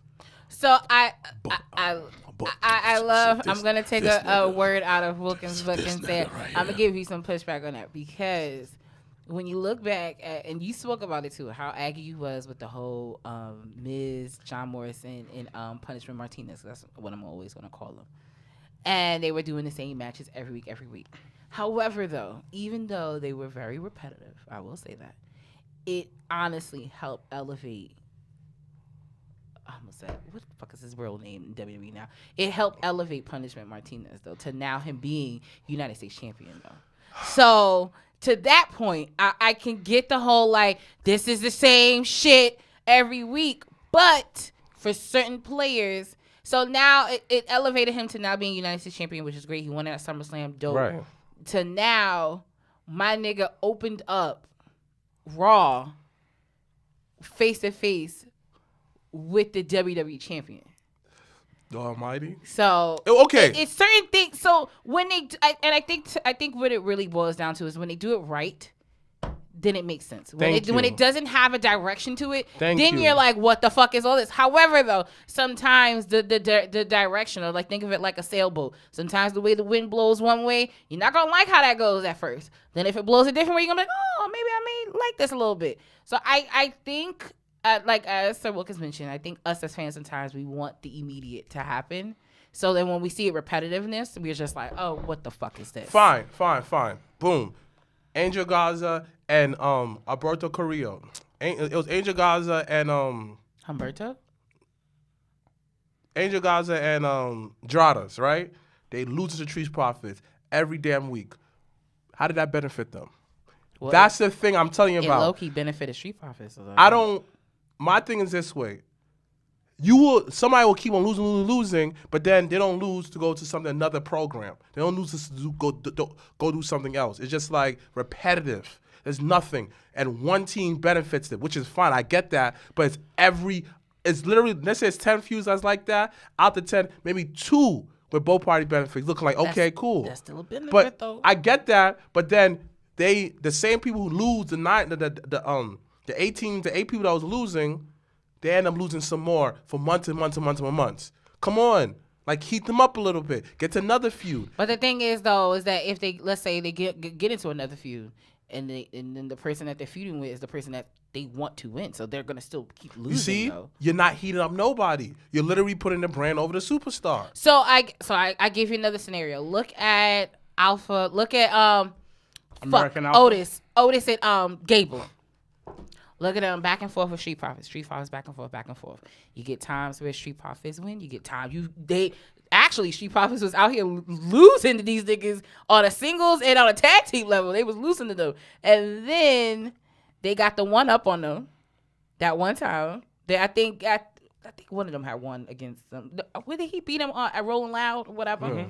So yeah, beat them on Rolling Loud, and then they kept it going for a little bit, but then now they position Street Profits against Usos. They put them back into that picture. So I just think it's a hard dichotomy because you want essentially everyone to elevate in a sense. Mm-hmm. But in anything, you're gonna have someone that loses. You're gonna have someone that wins. Fine, I agree with you, but the Street Fighters versus Alpha Academy, they didn't fight 6 straight weeks in a row. Oh no, yes they did. They fought mad times. No. It was a lot, but they had breaks in between there. Nah, and there was sometimes during a single match, Otis just came down there and beat up somebody. Yeah. It cut it up. It was something different. So you just want the actual production of the match to be different. That's what that sounds like. And that's what I've been preaching about. Because I'm pretty confident them niggas was, I know for a fact, them niggas was wrestling every week the same fucking thing. What's the difference? Okay, the difference between Alpha Academy. So you just want something, you don't mind the same match multiple times. You just want one thing to be different. No, switch it up. Street Profits versus Andradas. It was the same style of match for weeks. Alpha Academy versus Street Profits. Yo, you got a single match where straight up, what's the name? Beat them, drugged them. I know. Next week, what's the name tried to defend? Like, nah, I'll drug you too. Then a couple weeks later, 2 weeks, you didn't see them. Then they come back on screen. They had a tag team match, and then they won. Then finally, they cooled off for two weeks. Then after that, they came back. So, I get my revenge. So this is what he's saying.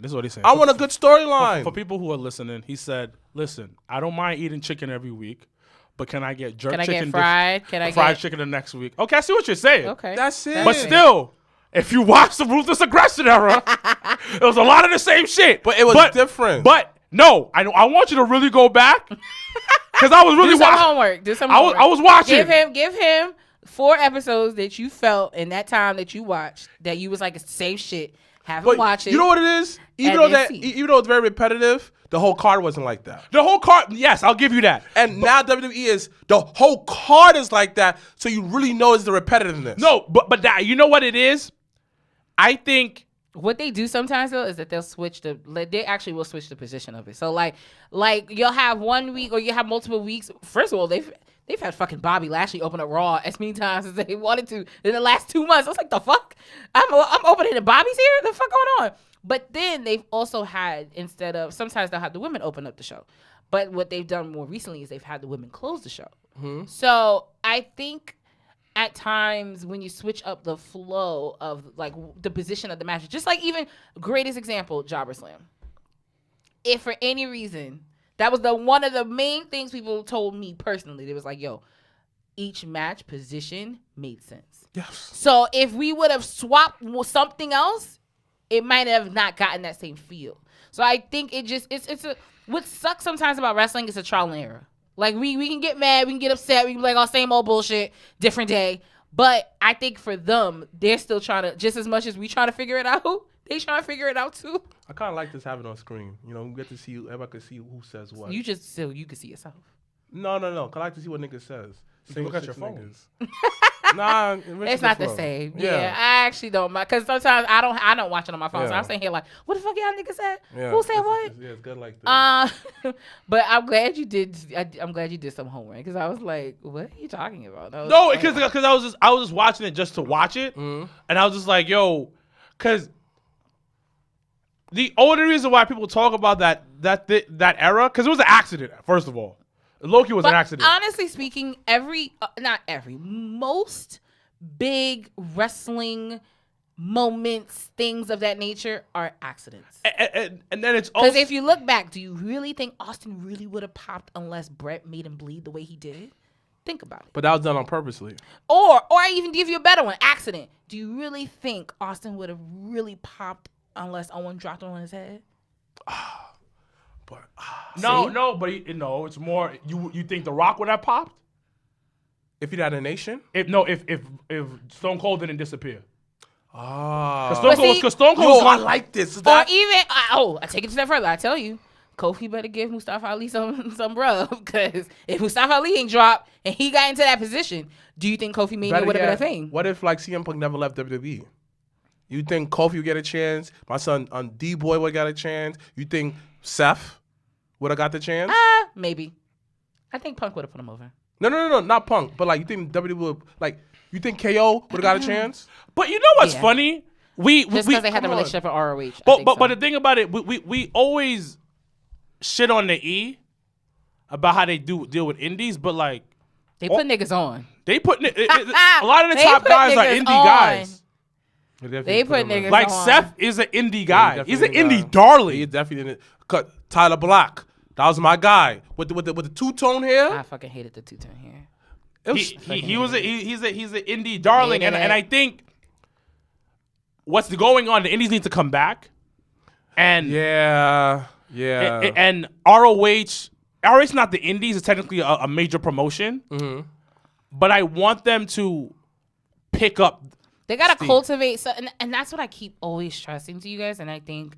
Once again, shout out to Shane Taylor Promotions. Because I think, of course, they definitely. I think Shane and the boys definitely have a vision, and I think, and I'm glad that they're in the position. That they got wrestlers for everything to do that. Yeah. But what ROH really needs to do is they really need to cultivate the indie industry again, as the culture. As they did back in the 2000s, like when you had the Samoa Joe, where you had the Daniel Bryanson, where you had the Tyler Black, where you had the CM But nobody's sticking out in the independent scene. Right, that's the thing. But that's the thing too, is that they got a dojo. Listen, the same how NXT want to create and train and do that stuff. ROH has that's the thing that frustrates me with ROH. ROH has the tools. They don't even fucking use them. But it's not even that. It's like AEW eats them up before. Yeah. That's the thing. Oh, yeah, because listen, if y'all think that Daniel Garcia is not about to get this contract. Yeah, because Daniel Garcia is like, and I'm not, and the thing is, Daniel Garcia is red hot. He was red hot in the indies. He was getting mad bitches. And he can wrestle. So you got sex appeal and you can wrestle, my nigga? I ain't gonna front. This guy that he's with, the 2.0, They got mic skills. Ever Rising. No, really, it's the fat nigga that got the mic skills. The other nigga's just there to be there. Which one's this fat dude? The one that looks like they're both a little chunky. No. The one that really looks like one of the Bucks to me. Yeah, he does. No. Oh, no. With the rounder face. The one that. So when you watch Dynamite last night, the one with the rounder face. and the one that he got promo. The first person that talked. That's the one I'm talking about. Oh, he nice. No, that's the one. I know what you're talking about. Yeah. That's the one where when they were on NXT, he was the one always talking. So that's why I was like, oh, 2.0 name gotta go though. I will give that. But the thing is, but look what they're doing. Gonna be Ever Rising. And that's what she's saying. ROH needs to do the same exact thing. Yeah, they have the tools. Because low key they're doing that with their women's division. So who's the leader? I mean, who's like who runs ROH? I don't know. You gotta ask her. Who runs it? She probably knows. Ask Shane. Who runs it? I got Shane. Because like honestly, it starts with the head. Because with Impact, people may say about Impact, but they have a nice direction what they're going with. They have a nice direction, and that's another thing. But ROH has a potential to be bigger than what it is because they can be bigger than ECW. They have like the tools. They have the tools. Yeah, they have the tools, wrestlers. but they have the connection. They have the history. You have the but tools. They have everything. You have the network behind you. You have a dojo. You have people where you can have homegrown talent that can come out. So that's what always frustrates me. What are they doing? But what hurt was what I'm saying, and people won't talk about it. Wait, you gotta get to the point here. 'Cause I gotta pee. What hurt them? Well, then go pee. I want to hear this. Oh, but really, like I said previously years ago, I said what hurt them the most was when Cody and all of them left. Because they all left. But no, I'm not giving them that. They literally took all they top people and said, we out. No, but that's what happened. No, but the thing is, it's not a bad thing, but it's a thing that's real. No, but I'm not giving that 100% because when you look at it, all right, cool. You took all your top people. Yes, we invested so much into you, but it's been almost 2-3 years now. What are you doing now? So not an excuse, but the COVID definitely COVID helped. COVID hurt them. COVID did help. COVID hurt and helped them at the same time, and I think COVID hurt and helped everyone because it was a fresh restart. They had a fresh restart now. Yeah, because now they're doing the women's tournament. Because I know Rush is in the hospital right now. Hope he gets better. Oh shit, really? Yeah, but it's shit. They were supposed to have a 4-on-4 tag team with Shane. I don't know if it's still happening. Oh shit! I just saw Shane's promo. We called them out. I was like, wait, what? Hold on, let me double check. Oh my god! I saw it online. But because they have their pay-per-view coming up next weekend in Philly. So if you're in the Philadelphia, South Jersey area, I think it's Death by Dishonor. Yeah, that's the name of it. Yeah, he's out for months. Oh damn, Roosh. Oh, yeah, champion. I keep calling him. No, Rush. He's not the champion anymore. Who's the champion? Some other mask guy. I don't remember his name. And we were there for that. Yeah, but we saw him win the title. But that's what I'm saying. Like, damn, really? But it's also they have to scout. Yeah. Like, who's there? William Regal going out to scout, to go to independent shows, watch people. Who's there? D'Lo Brown? Yeah, that's what I'm saying. Like, who's scouting for these people? Who's scouting for them? I don't know. Talent is there. Listen, anyone that listens that knows someone from ROH, give us. Because their women's division is picking up nicely. Yeah. Real nice. They got some talented women on that. They do. But on their men's side, but you know what it also is? Their men's side does have talent. I don't want to take that away. They do. So I don't want to say that. But they don't have somebody with that major it factor. Sean Taylor Promotions had that it factor. They have all that. They have that, but they're not pushing them because they did a whole promo talking about we got 6 champions. We got champions here, and then Sean Taylor Promotions wasn't even part of that. Yeah. They don't push them. Yeah, they don't push them, and they have to push themselves. That's a whole different conversation. Yeah. So, but they don't have more people with that it factor. Jay Lethal is just chilling right now. Yeah, he's chilling. So what's crazy is who's there? LeBron. They don't have one. So it's hard because it's easy to say it than done. They don't have that super like someone that can go be cross promotional. They don't have that yet. The hard part too is that I don't think that's the catered audience either. Because I think a big part of them bringing back the pure title was to kind of reconnect to those that were old school fans of ROH. And that's fine, but who's the guy with the flash? Who's the group of people with the flashiness that go on these social medias to promote it? Who are they? Like, if you go on social media, you see the group that was at Jobber Slam. Okay, outside of them, but they don't push them. They push themselves, and sometimes you gotta kind of take the forefront of that. That's bad because as a company, it's bad, but it's good. I'm paying you. You like you're paying these guys. Why not push them? And they are one of your champions. Really? But see, the other part, and that's the sucky part sometimes when you make titles where you don't have enough people and stuff like that, is like when you have a 6-man tag title. There's not a lot. They don't have a lot of 6-man tags. Then if that's the case, why didn't advertise Prolific versus them? Get them some shine. Hey, you know what? Simple. That's not there. But my thing that's not their product. But my thing is this: you scratch their back. Hey, this looking good. Cool. If they offer them a contract, yeah, Ring Honor has treated me good. It's just, it's weird. It's weird. There's a lot of catch-22s. It's easier said than done. Listen, they're not doing what they need to do. They're not doing what they need to do. But the thing about it, I don't know if they're pushing the right people. Why isn't Shane Taylor Promotions talked about more? Why? Because they are champions there. Why isn't the promotion done more? Listen, but like you said, COVID was a thing. It hurt a lot of people, and I think we look at it from the AEW, the WWE scope, and we're like, oh man, they're doing well. Well, why can't everybody else do the same thing that they're doing? Yeah. But everybody, I think, flourishes and does different things at different times. But like I said, I think what they're starting to do is recreate the women's division, and I think that's priority to them. I don't think every other thing is. At this moment, I think their priority is building a women's division and crowning a new champion. So I think that's where all their energy is going to. And then I think I get it. And then, but honestly speaking, like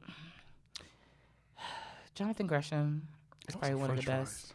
And that is random as fuck. But Jonathan Gresham is probably one of the best wrestlers that they have in the company. And I really hope that they does he have a crossover appeal?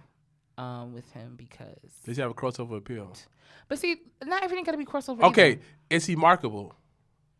I mean, he outside. Comes out, okay, my nigga comes out with a whole octopus but face. But is he marketable outside the Ring of Honor bubble? Is he like, for example, if Cody, he's marketable outside the AEW bubble. Well, that's because he went through WWE. Right. First. That's what I mean. Matter of fact, Ricky Starks. He's popular, but then again, he went to he was in NWA and stuff like that, and built his brand there. Yeah. So, but then again, a lot of guys from the Indies. But again, is he like? I do. I think. Listen, any nigga that can walk out with an octopus mask, I think is marketable. Sorry. It's just the company. It's the company, and they got to put the right people backstage to help produce it. But before we get into these predictions for AEW All Out, as Tony Schiavone has said, the highest anticipated pay-per-view of AEW's history. What's your beef with Matt Hardy? Because I actually wanted to ask you in person, and I was like, he may have a point. What's your beef with the Matt Hardy family? It's not good. Why? It doesn't. It's not hitting. Yeah, it's not. It's too much of them. It's too much of them. I know so this is what they're trying to do in AEW, and I understand what they're trying to do. They take a veteran. Yeah. Put a bunch of newcomers around them. Mm-hmm. That's my stable. Yeah. The reason why, hey, I teach them stuff. Mm-hmm. They ride with me. We can go places with me. Blah blah blah blah blah. I get it. Mm-hmm. You get that. But Matt Hardy and his whole thing. I love Matt, and everybody knows it. I love Matt more than I love Jeff. Absolutely. So I'm just being a friend now. Okay. Listen, Matt, you gotta switch something up because this is not hitting. Yeah. It's not connecting. Yeah. Him being that money guy, it's not who you are. Yeah. At all. Like, you're not, bro, like, you're not that type of guy. Mm-hmm. And that's not your part of your character. Mm-hmm. The woken Matt didn't really work either. But it's, I think he needs to take a step back and refresh things. Mm-hmm. He can still help everybody else he's doing. Because the Woken could work. The Woken didn't hit either. It didn't really hit. I don't think as much as people thought it was going to. But when he debuted, it was during pandemic. Yeah, and I think he needs to figure something out more. But this whole gimmick, it just looks forced. Yeah. He's kind of taking a step back in the ring. Like he's not what he used to be. Yeah. And he's taking these unnecessary hits. Yeah. Mm-hmm. Oh yeah, when he was so when we were at Dynamite in Milwaukee and we were sitting and we were watching the match, it was him and with Orange Cassidy. Yeah.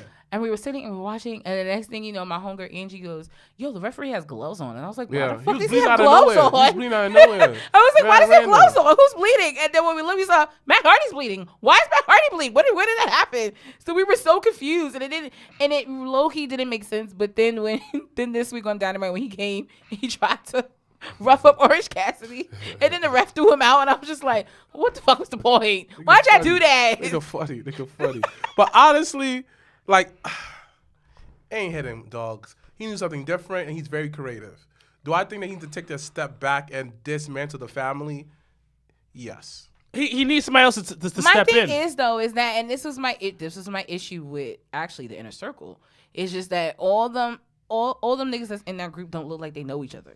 Like that's the always Pinnacle, they feel like they know each other. Yes. The Inner Circle worked later on. Yeah, at first, no. At first, but later on, yes. But to the point though of the Hardy family thing is like none of them niggas know each other. Look like they be each other's houses or they. There's no chemistry. The Butcher and the Butcher and the Blade and the Bunny. I don't see them hang out with Private Party at all. And it's not even like a Tyler hang out with Drake type of feel where like, all right, cool, I can see that. No, it just don't look like yeah, what are you doing? Okay. Y'all niggas drink Henny. Y'all niggas probably don't even drink. Y'all probably drink moonshine. Two different. So you know what it should be, and Matt, if you're listening, probably not. But if you are, never know. What he should do is stop doing in-ring stuff. Yeah. Stop doing in-ring stuff. Have it look like an agency. Yeah. Yes. Have it look like a legit agency, and these are his signed people, because that's what he was trying to go for. Yeah. Have them have a fake office, them come in, do vignettes of people coming in, because he's been trying to sign people. Yeah. Which is why I like the guy that's with Jade, because he totally comes off as their agent. But that's what I'm saying is that works better. Or like you could do a vignette of like that shit. Oh, speaking about Jade and Nyla in that segment last night. Mad awkward. Yo, they randomly punched Thunder Rosa and started beef with each other. And I was like, what? But it's all because of the casino battle royal. Yeah. But shout out to Britt Baker. She definitely said Adam Cole's coming, but anyways. I don't care about that. She said the hottest free agent I'm going to reveal to her. And she, hey, what? Yo, that was genius. It was, because she technically was a free agent. And she signed it. But go ahead. It's like, imagine the vignettes that Matt could do. Yeah. I feel like, I never take thought it, about that. Like, take it out of, like, doing that. Like, imagine him trying to sign, like, a good one would be, hey, Adam Cole comes in. He's showing him around town. Say, see that billboard? That's Private Party on that billboard. I got him on that billboard. But the CGI is fake. But yeah, it's fake. Or like, it's like something fake. Or like, you know, the Blade and the Butcher, like hanging out with Benny the Butcher and Griselda. See what I got? See what I did for them there? They're in their music video right now. That's what I can do for you. Look at that awkward. And it doesn't fit. And then his tagline is like, this is what I can do for you. That's fire. That's fire. See what I just did? Fire. That or that's Reba, fire. because Reba be on the internet more than him. If you're listening, there's some ideas for you. Yo. But let's get into this predictions for All Out. Once again, a historic event out. And so anyone flying out to Chicago already there. Shout out to my son Dre of Weed and Wrestling. Shout out to my son Ish, aka Samoa Joe Jr. He does not look like Samoa Joe. To you. Jesus. And that's what I'm out. He don't look like him. But anyway. We had a blast, though. We had a blast in Milwaukee. Oddly enough, it was weird. I should do like the people I know that look like wrestlers. That's hilarious. Yeah, you know. And that actually could work. But all right, let's talk about the buy-in, which is their pre-show, which would be, I believe, free. Kenny King. Kenny King and Mustafa. From New Jack partner. No, he looks more like Kenny King to me. Mustafa could pass like his big brother. You know what? Maybe cousin. Yeah. But all right, we got the buy-in. So we got 2 matches. I believe in the buy-in, but the first one, because it was Matt Hardy and them, and I was like, I remember you talking about Matt Hardy not too long ago, and I was like, I wanted to ask him. So you got Chuck Taylor and Company, Orange Cassidy, and Jurassic Express. There's a lot of niggas. Versus Matt Hardy, TH2. I don't know. Matt Hardy found. Let's say that. And Private Party. So it's a 8-man tag at the buy-in. It's gonna be a long ass pay-per-view. Did I not say that, bro? Did I not say at the beginning of the show? We're gonna be there till midnight. I said, yo, we off tomorrow. AW. No, I'm not. I'm not off. I'm not off, bro. Time and a half. Dang, so I guess the only one who won't be on. It's hold okay. It down. It's all right. Damn. The buy-in. Anybody cares? The buy-in. Yeah. What?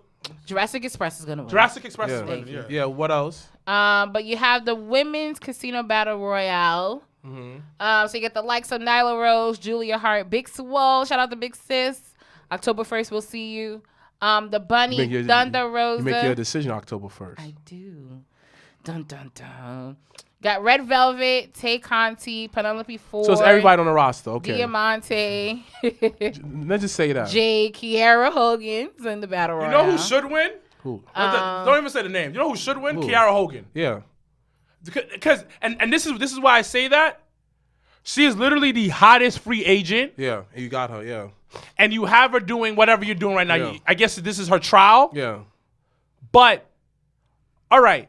You have Jade, you have Red Velvet. Yeah. They're super green. They're working on their abilities. They're getting better and better because we're seeing it in front of our eyes. Your established people are Thunder Rosa, who signed, Nyla Rose, and who else? Big Swole. Kiara Hogan. And no, not Kiara Hogan. Okay. Diamante. And then and Britt Baker. Britt Baker. Well, she's not in the match. But I'm just saying, like in that division. Okay. Yeah. Yes. You don't have that many solid people like with mic skills and in-ring ability. That's set. Yeah. So Kiara Hogan needs to win this battle royal because she just got squashed 2 weeks ago by Jade. She needs to win, yeah. Put her in the battle royal, put her over, give her a contract, Tony. Okay, so the question is to the table: who wins and who's the wild card? Because they always have a wild card. We all know is what is it? Ruby World or Ruby House or something like that? It's Ruby Soho. So it's That's Ruby her New York. name? Ruby Soho, yeah. Yeah, I think it's what it is. Yeah, Ruby She's Soho. calling herself Ruby Soho? I don't make my dick hard. Ruby Soho. I'm almost 100% sure. Let me see. Ruby Soho! It might grow on me. No. Yeah, Ruby Soho. It don't hit the same. Oh, that's terrible. It don't Is hit she the from same. New York? Is she? Oh, probably.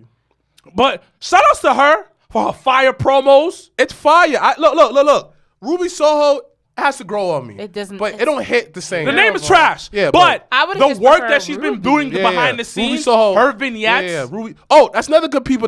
Ruby Soho is good too. No, Ruby Soho is fine. I don't mind her being the wild card, but having her moment. But I'm talking Kira about needs to win. No, I'm talking about another good hand that they can add to the women's division. Great hand, Yeah, great phenomenal hand. hand. No, that I would love be- myself some Ruby. Yeah. Yo, so I chatted up that so. definitely would be a great addition Yeah. to their women But- roster. I would think. So Kiara Hogan, I agree with my brother, and the wild card's Ruby Soho. Okay, what about you? I actually want Anna Jay to win. That just came back this week on Dynamite, and I only say You that. like the black girls? No, I only. No. say You said no. You said no. No. I said that. How do you like the black girls? So No, you- I don't. No, I didn't say no. I You don't. said no. I said You said no. You said no. I said I was And you finishing my paused. statement. You paused. You just want to create controversy, and that's Of fine. course. That's cool. I want to laugh later. You can laugh by yourself. Duh. Duh. The only reason why is because right before she got injured, she was actually the #1 rank for the title at the time. So that's the only logical thing I would say. But I feel like She can get it somewhere else. Yeah, somewhere else, But in yeah. all honesty, if bias not bias, I would want Swole to win because her and Britt still got unfinished business. facts. But Sorry, not sorry. is her and Diamante sit over? I don't know because I don't. It be on not on TNT, so I don't fucking know. You can watch it on YouTube. I got so many other shit to go. That's the problem. There's so many other shit to watch. No. I can't watch that too. There is. But It's because the thing is, her and Thunder Rosa still got unfinished business, but they don't need. She doesn't need the battle royal thing for her to get Brit, so that's fine. Yeah. Swole though, I think it'd be a great introduction into revisiting their. It would be good to put her back on the main show. Right. It would be great. But Kira's the hottest free agent. She has the hottest free agent right now. Again, I wonder how that conversation went between her and Tony. How she got her away from Impact. Listen, because Shorty is there. I understand that. Okay. That's why Adam Cole's going. Y'all think? I don't know. You don't think Britt is in Adam Cole's ear? But I don't think as she licks it. You can lick my ear any day. Like I like when girls lick my ear and rub my baldy. Yo, not the point. So, Ew. I'm an gross. Well, all right, we can move on. Anyway, yeah. We just some nasty niggas, B. Clearly, like, ooh.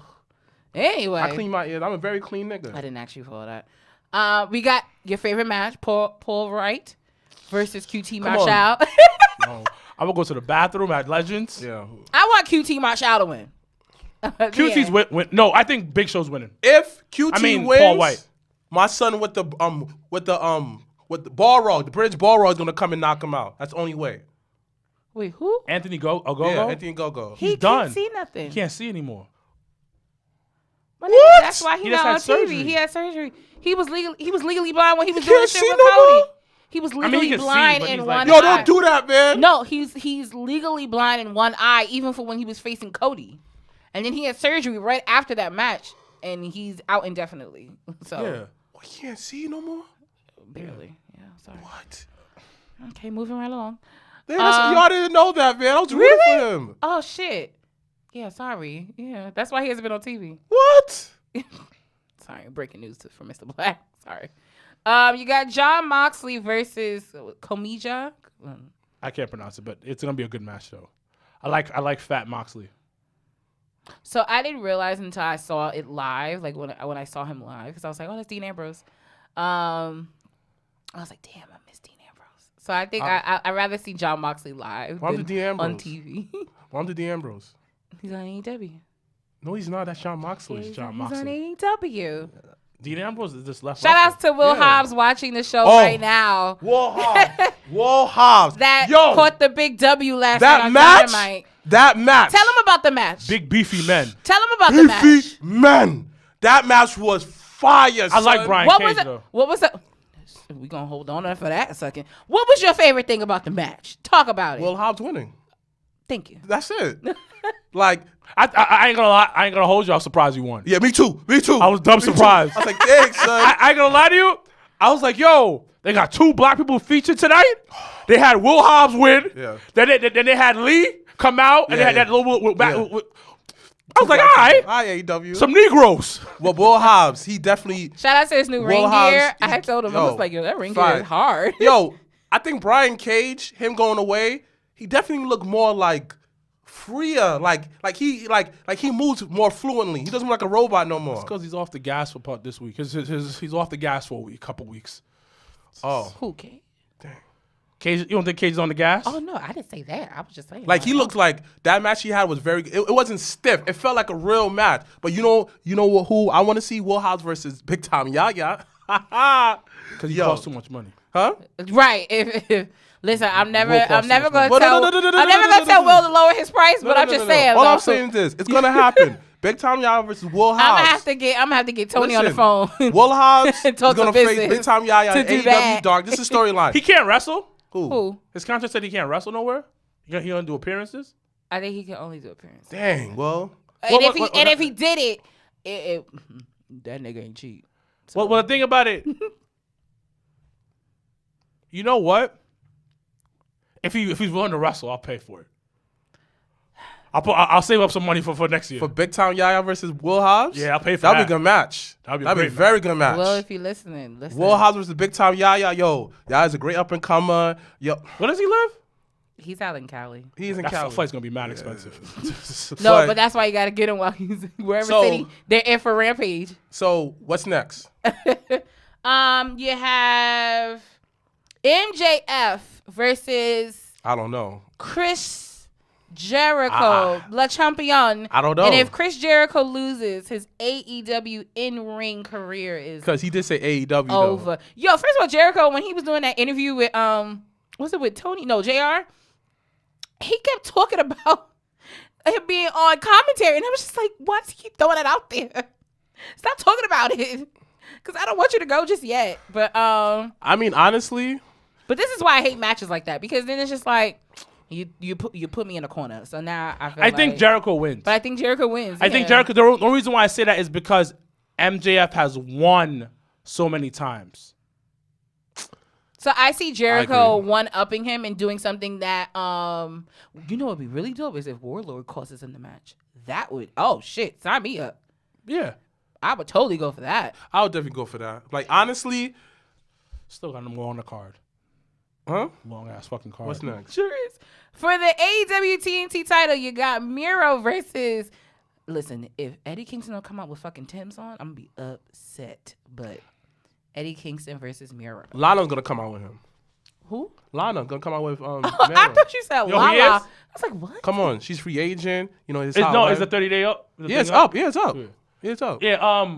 I think 90 days. I think Mero wins. He has to win. I want Eddie to win. But I want Eddie to win. But I think Mero wins because I like him win. being God's champion. Yeah. But then Eddie's promo on fucking Wednesday, he was just like, without that title, you're nothing. You're not God. And I was like, ooh, But bars. the thing about it, Eddie, this match going to be a gritty match.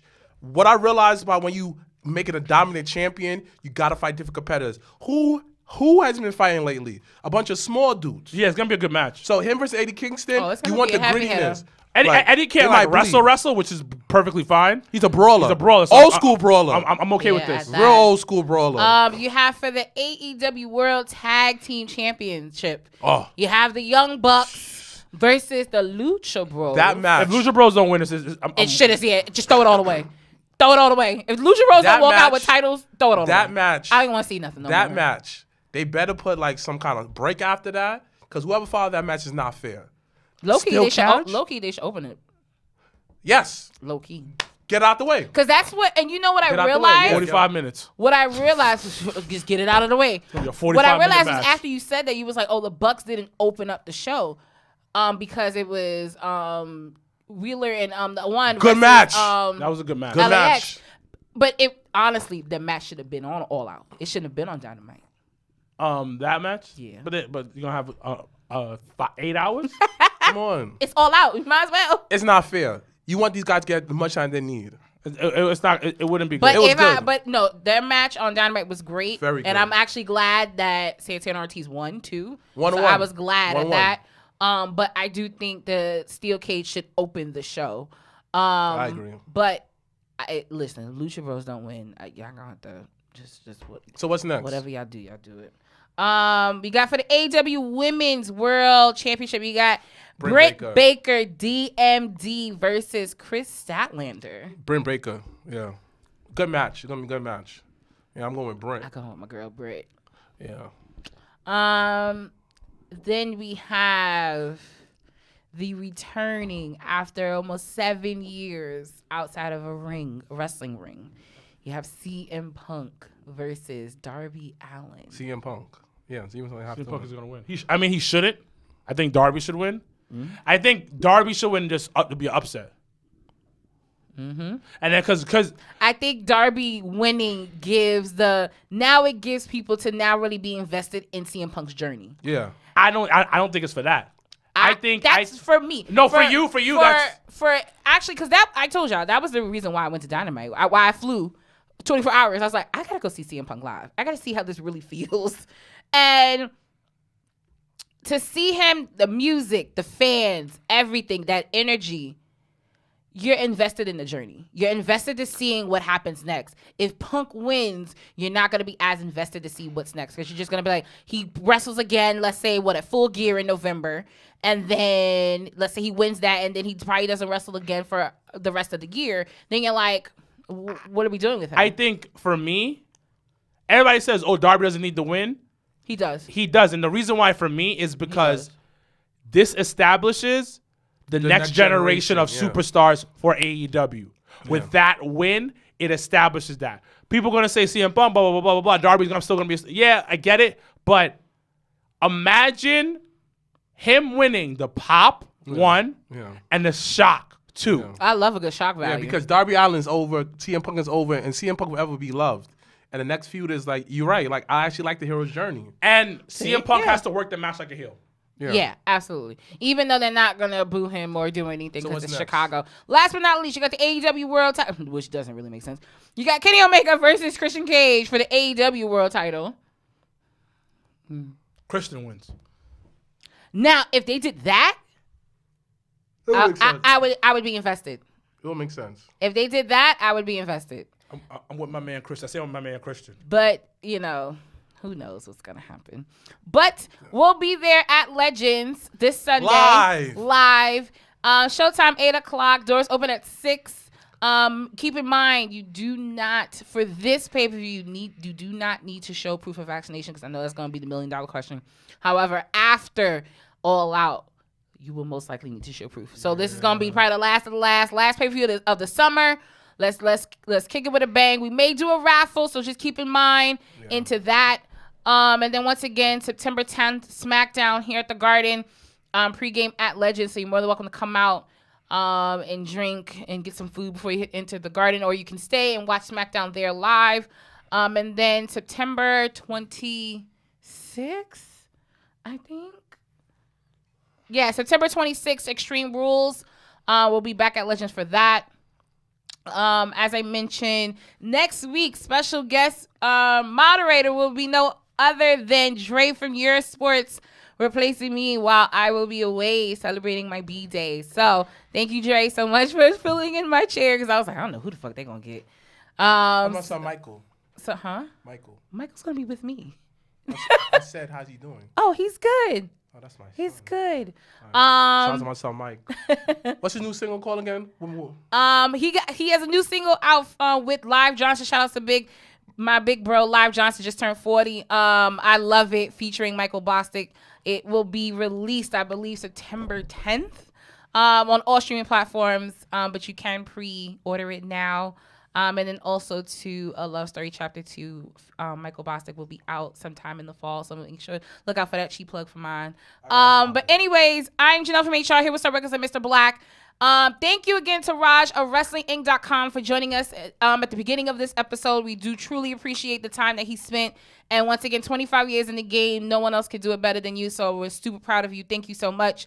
Until next time, guys, #Black Excellence, #we are out. I was over, got the hands in motion. If you go with rolling, no need to focus. Traveling states and over oceans, you gotta wait till your coast chosen. Trying to have lines outside the show like Harry Potter releases at Barnes & Noble.